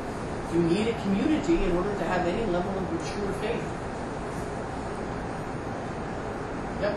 So should we, in the Gospels, anytime we're reading about the account of exorcism, we should not be taking that away? Oh no. I mean, all that stuff about the exorcism and, all the movies and whatever, basically they used the demonic possession and things to describe anything they didn't understand and had no control over. So if people were epileptic, or if they had a stroke, or they could no longer speak, been slurred, anything literally that had to do with something physical was demonic. You couldn't control your actions. So, people who would have strokes would throw themselves into things and whatever. That's what he's talking about. So you mean the Catholic Church doesn't write the exorcism? All of that came up in the Middle Ages. They didn't call it the Dark Ages for nothing. I'm serious. So they just do it just to keep it in. So it's got more and more and more. It's got more and more crazy. The word Satan means the hinderer. Hinderer. It's going to come up again because the only person Jesus calls Satan is Peter, which should, give us pause. Which means if he was sitting in here, 1 out of 12 he went after. Which one of you would he go after? Again, we've distanced ourselves and made it, everything in the Gospels is about us. And it's supposed to happen now. When I say all stories are true and some of them actually happen and, this was going to happen to you, you can say that with the Gospels. The minute I say the Lord be with you, this is going to happen to you.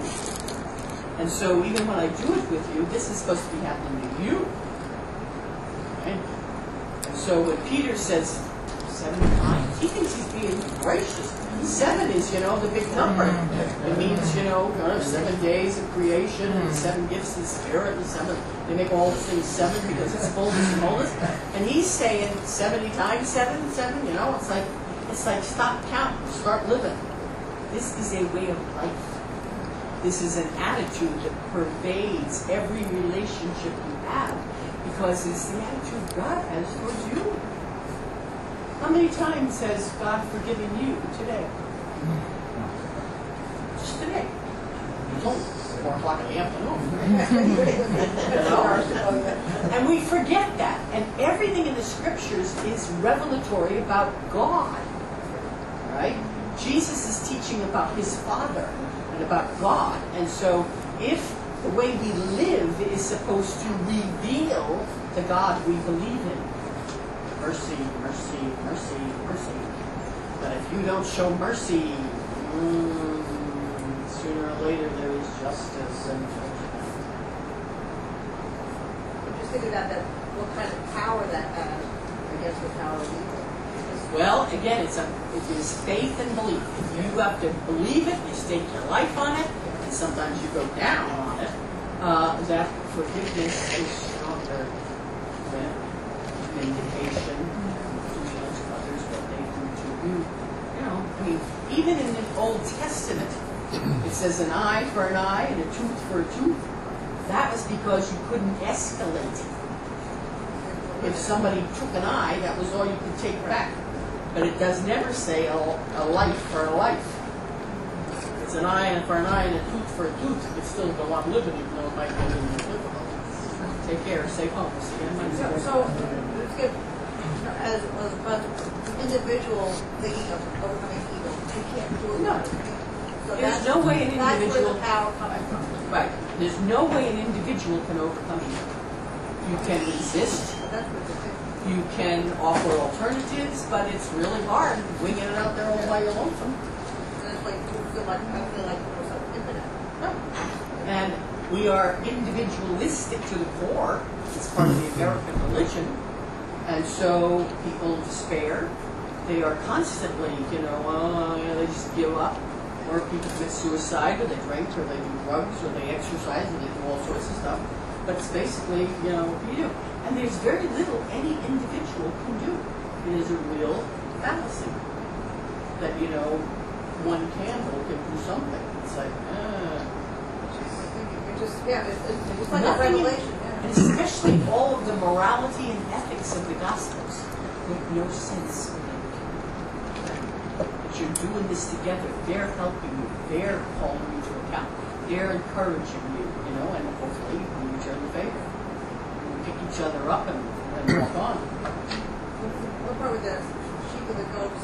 We're going to do that. I know, yeah, but you're talking about, I see what you're talking about there. You're talking about At one more point, though, you community get- sin. Community sin, it's not just about. Right. There is individual sin, and in the past they were mortal and venial. I used to say that it's like having a dog with fleas or a dead dog.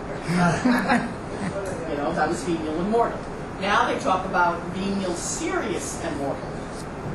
So venial is, what we used to call venial sins is every, character quirk, and forgetful behavior and snapping at somebody and whatever. You're thoughtless, or, habits, all that kind of stuff. Well, you used to go from that to murder. With not much middle ground, right?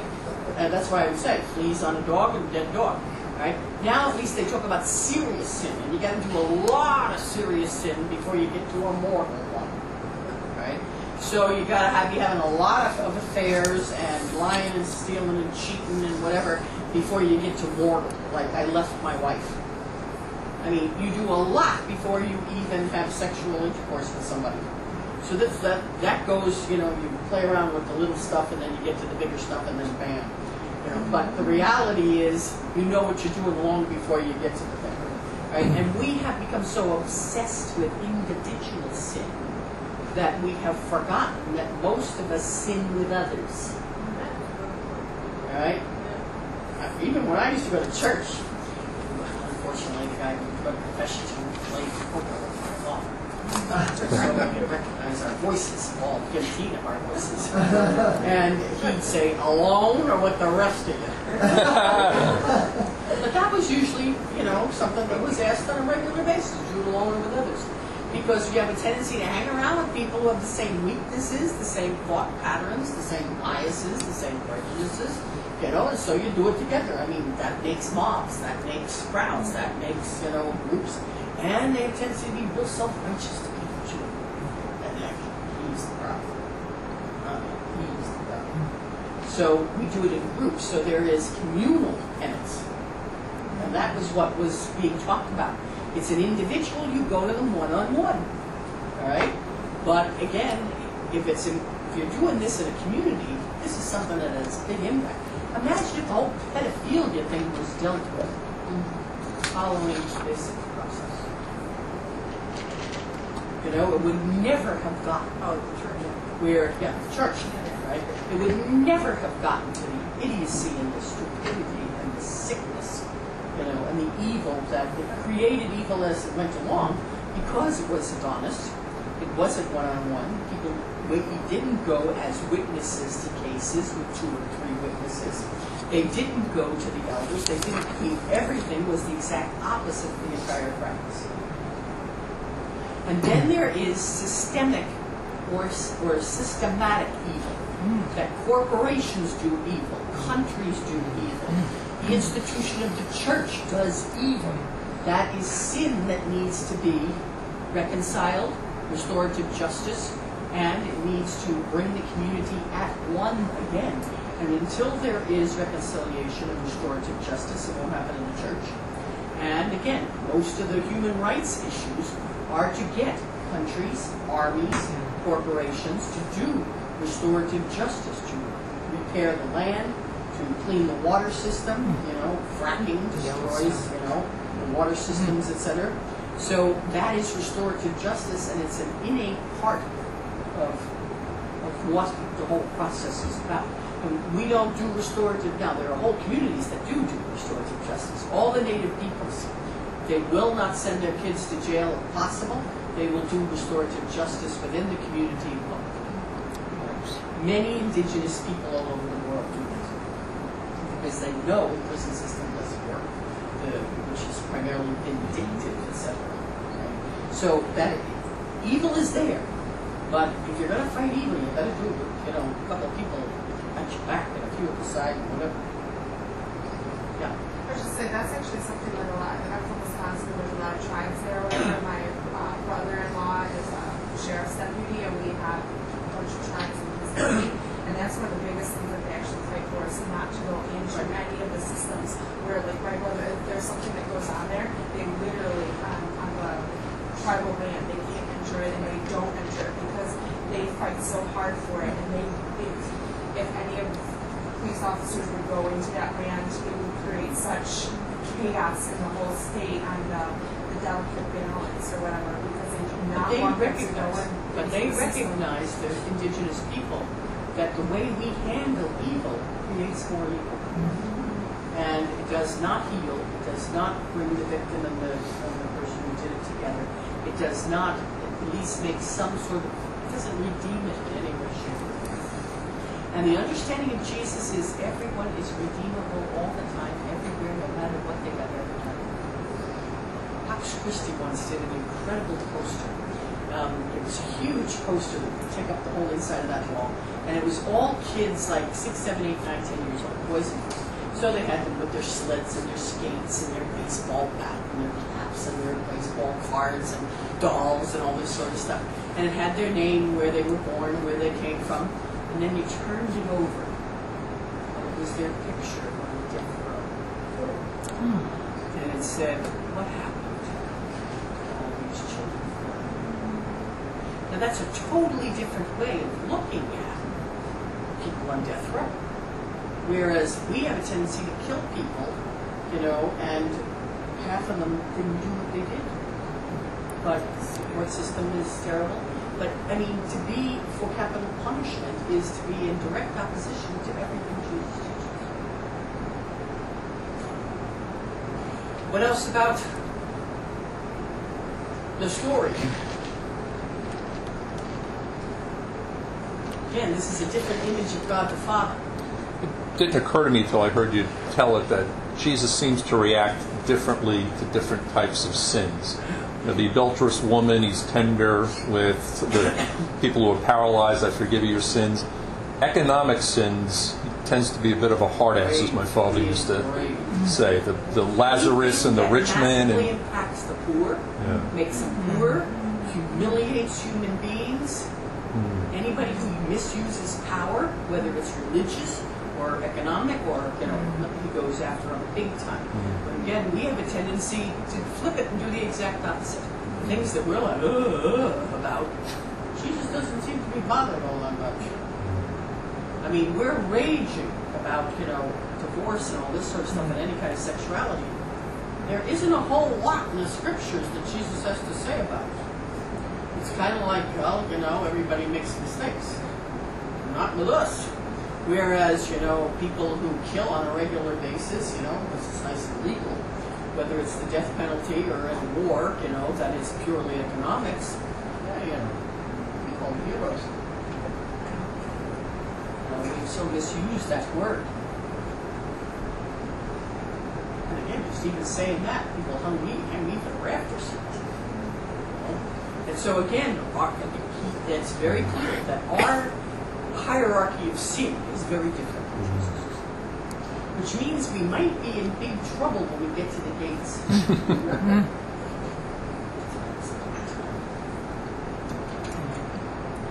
I'll tell you. This is a parable, and it is a story, and it's about what we're talking about. I don't always tell it to everybody. I teach in All Hallows in Dublin, which is the English-speaking seminary for Western Europe. Something like 600 priests in the United States and a couple of bishops all were educated at All Hallows in Dublin. It's the missionary seminary for any English-speaking country, so they're all over the United States, Canada, South Africa, Australia, New Zealand, England, Ireland, Scotland, Wales, and Russia. And the first year I started teaching there, I was doing a night class, and they were celebrating their 400th anniversary. And all the bishops of Ireland were, we were having a formal sit-down dinner or whatever, and all the teachers were there. But I was late coming in because I'd been teaching, so it was about 10 o'clock at night when I got to the table. And of course, they sat me between two bishops. I didn't know either one of them. I had never seen either one of them before. It was one of my first trips to Ireland. And they had all been drinking at the cocktail party and all that kind of stuff, and then they had wine, and they had the main course at this point. So I sit down and I'm trying to eat, and this bishop is talking to me. And he said, "Oh, you're the storyteller." That's the line they all start with. I said, "Yes, I am." And he says, "You're teaching justice and peace." He said, "I have a storyteller." Well, he had had a few drinks, and I could see the rector across going. So I said, he said, "Maybe you can use this. If you knew how often I use it, you probably croak." And he said, "This is a great story." He said, I heard it a couple of weeks ago. He said, all these people died, and they were going, they got up to the gates of heaven, and there were long, long lines coming before Jesus. But before you got to Jesus, of course, you went to Peter. And Peter either passed you through or didn't, and sometimes Jesus would, say, "Come on," even though Peter didn't and whatnot. And then there was a line going straight to Jesus, and you thought, I wonder what makes different going to Peter or going straight to Jesus. And then there were angels, on either side, and you either went, or you went real quick. So anyway, there's this long line, and these two guys, are on the line, they start talking to each other about their lives. And the guy who's in the front and another one is in the back, they're talking about their life, and they said, "What do you think our chances are?" And he said, I don't know. He said, what did you do? He said, "I'm gay." He said, "Okay." He said, "You're in trouble." He said, "I know I am." He said, "The church says I'm damned." He said, "I was damned while I was born." He said, "What chances have I got now?" He said, "What did you do?" He said, "I was a gigolo." He said, I made women happy." He said, and they all remembered me fondly. He said, but I don't know how I'm doing either. So the guy in front who was gay said, "You're in better shape than I am. Why don't we switch places? You go first, and if you get through, then maybe I'll have a chance." "Okay," he said. So they switched places. So the gigolo goes first, and the gay guy goes first. Well, they're inching their way up, and they're getting nervous. They're really sweating a little bit because they're watching these people, and finally the gigolo goes, "Wish me luck." And he goes over and he's pushed into the line right in front of Jesus. Well, he's standing in front of Jesus for a long time, and Jesus is and he's trying to say something, and then Jesus wraps his arm around him and gives him this huge bear hug, kisses him on both cheeks, and the gigolo says, he's going like this to Jesus, and he comes running across, where the gay guy is, and he wraps his arm around him and kisses him on both cheeks, and he said, "You're not going to believe it. Sex doesn't count."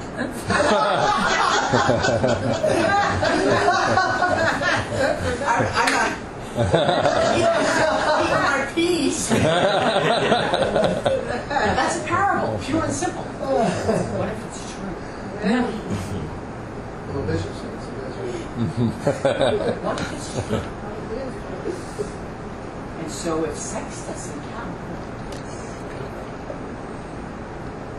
so even the parable just goes bam, throws you on your ear and says, what if our criteria is not God's? What if our church's institution criteria is? What if my parish and the in-group isn't? What does Jesus say the criteria is?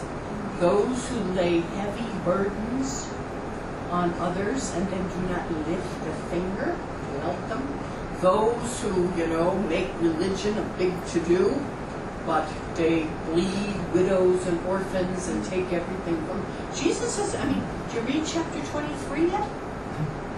That's the woes. He has a whole chapter in Matthew of woes, woe unto you. And unfortunately, many people in church end up in 23. You will recognize yourself.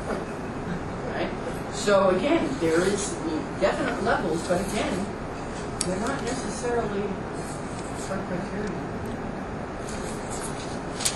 Anything else from the story? Jesus' story.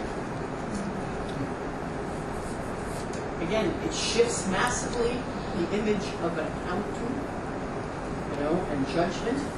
And my heavenly Father will treat you the same way if you do not sincerely forgive your brother and sister from your heart. Now, is that your image of God? It kind of made God, so sweet and saccharine. If you've lived with injustice your whole life, you want that God.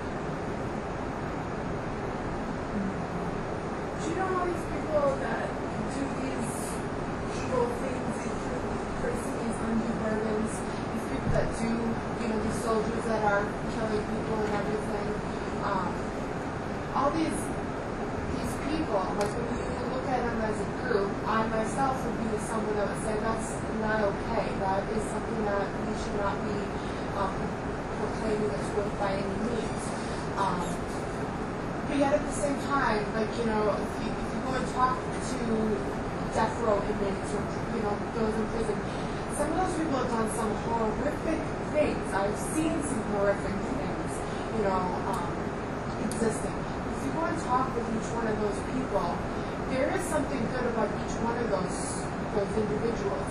And why? Because we keep talking about almost like this God of yours is supposed to be judging these people and not being okay when we're placing this undue burden on them. But we're kind of missing their wholeness. There's a lot more to them than the fact that they may be a soldier, that they may be, someone working, a politician right now that's placing all of this, this debt on our children's children sort of thing. We're missing that that there is a purpose that they believe. There's That's something exactly what Jesus is saying. No one is what you make them out to be. Then why But are at we the talking same about time- this judgment? But like at the that? same time, if you feel that your brother or sister has sinned, now again, it's just sinned rather than against you, you must go to them. We have a responsibility to stop evil on an individual basis, on a communal basis. We have to confront people with the truth. And again, if you don't learn to do it on one-on-one, and you don't learn to do it with 3 or 4, and you don't learn to do it in a small community, you're never going to learn to do it with anybody else. So there is the responsibility. Whoever you hold bound is held bound. Whoever you loose and free is set free. So yes, you can't make that one person the one thing they did, but every single person has done something. All right? So, that's everybody. Now, you're all talking about all these other people. What about you? This is what it gets down to. He's talking to Peter. He's talking to his disciples. He's talking to us, rather than them. And we basically, when push comes to shove, we don't think we're that bad. We're not the problem. And we really do feel that. We got lists of who's the problem in our parish and the people we work with and our families and whatever. Every family's got somebody who's a problem. Sometimes it rotates, but depending on the size of the family or whatever. But everybody, every religious community, they're the problem. We all know that. But he's talking about us. And we're not, we are the 99 who don't think we stray. We don't do that much. If you look at your life, think about the worst thing you ever did. What if that was the only thing you were remembered for? Now, that doesn't even count the worst thing other people would think you did. That you may think wasn't the worst thing I ever did. Luckily, you don't know. We think, people who have children out of wedlock, people who, drink and drive, pick something. We have all kinds of things that's the worst thing you could ever do. And we make them pay forever and ever. What if that's not the worst thing? what if what you think is the worst thing you ever did isn't, and you've done a lot of worse things that other people have to cope with and live with on a regular basis? Again, the community, the understanding is if you're using the gospel as the source of value, then you begin to look at your own behavior differently, but your own behavior in the group differently. Who do you stand up for? Who do you live in solidarity with? Who do you live in communion with? Who do you lives you make more miserable? Do you tell the truth to anybody? About what they're doing or not doing? Do you question yourself on why you do in a group what you do? Whether it's economics or whether it's politics, who you vote for, all sorts of things. It's like, Now, how do you relate to something like 9/11? I have a whole slew of talks on 9/11. I mean, it's like, and they all want me to deal with it. And so I'm going to tell a story. It's the only way I'm going to deal with it. I'm going to tell the story now. It's a true story that actually happened on 9/11 and right afterwards. How do you cope with that naivety? Right? Evil is a reality, but how do you cope with it? Where I live in New Mexico, I am surrounded by 17 pueblos of Native Americans. There's 17 different tribes. They can only 6 of them can talk to each other in their own languages. The others use Spanish or English to talk to each other. They're still rather strong. The one just immediately west of me is called Acoma, A-C-O-M-A. And it's also called Sky City, because originally they lived up on the top of mesas. Mesas, I mean literally, huge thing, straight down. And so they would have all their, they would plant down below or whatever. But the people lived up above and climbed up and climbed down. Not every road. But they depended on the Great Spirit for water, and they did water catchments up above. And what happened was, they tell the story about themselves that they stopped praying to the Great Spirit. They stopped appreciating the water from the skies, and so they were all up there one time. And instead of doing the rituals and praying in gratitude, there was a we had a lot of dry lightning storms, and it took out the ways down. And it literally, I mean, it's handholds and toe holds as you go down. And it took out the way down, so they were stranded, the whole people on top of the mesa. It's a huge mesa. And the people died because of lack of water. And even now, you have to be off the mesa if you don't live there. And they live the old ways with no electricity, no running water or anything. You have to be off the mesa by sundown. And literally, you could stand down below, and the way the wind comes through the cuts in the mesa, it's howling. It literally sounds like people crying out, have pity, pity, pity. And so you have to be off the mesa for that. 9/11 happened, and I was in Pakistan on my way home from India. It took me about 2.5 weeks to get home on 9/11. I happened to fly into India at 10 o'clock in the morning. I flew in at 10 o'clock at night. It was 10 o'clock in the morning here.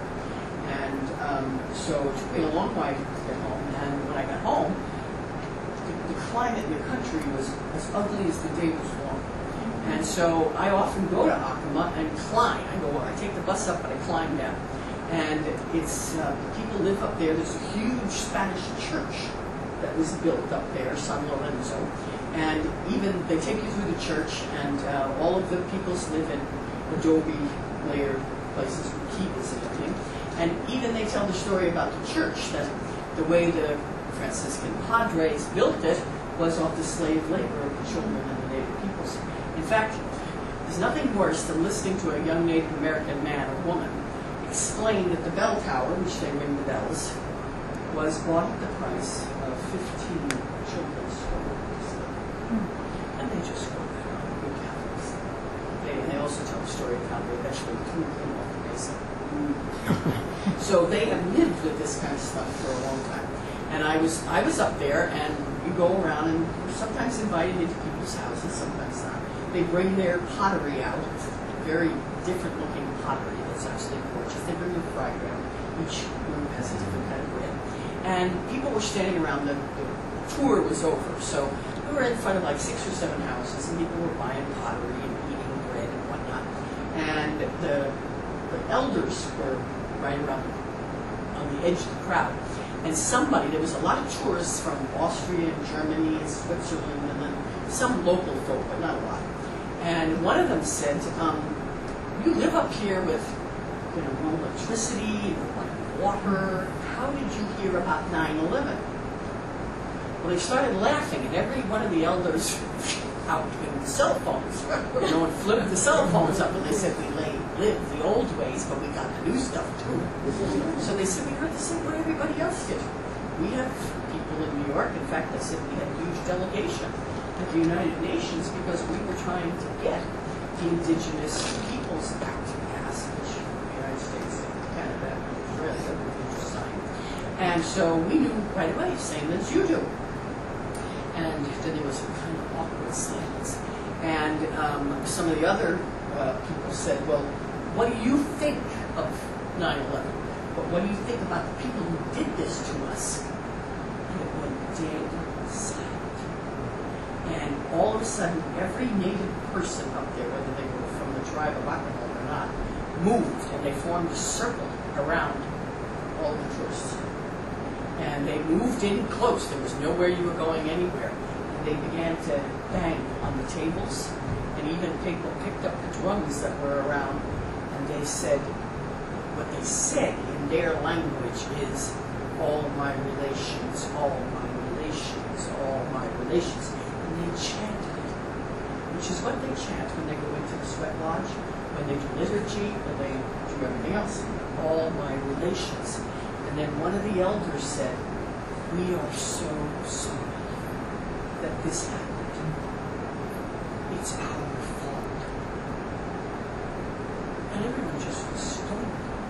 They said, it's our fault.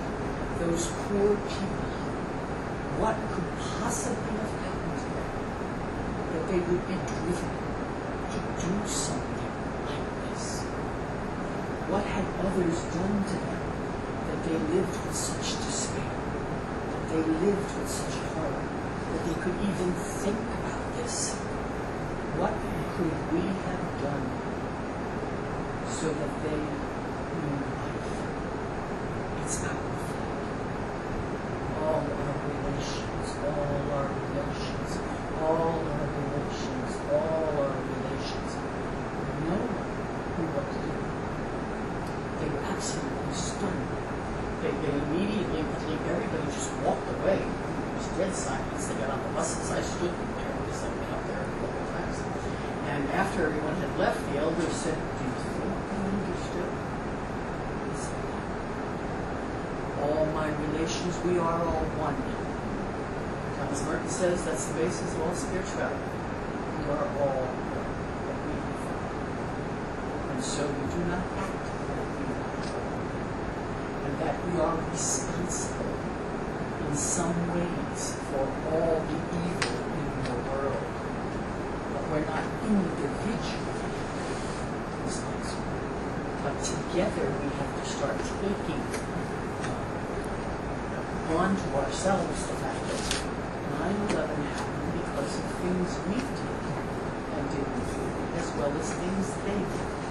We have done 9/11 in South America is the overthrow of the Allende government by the United States and the military.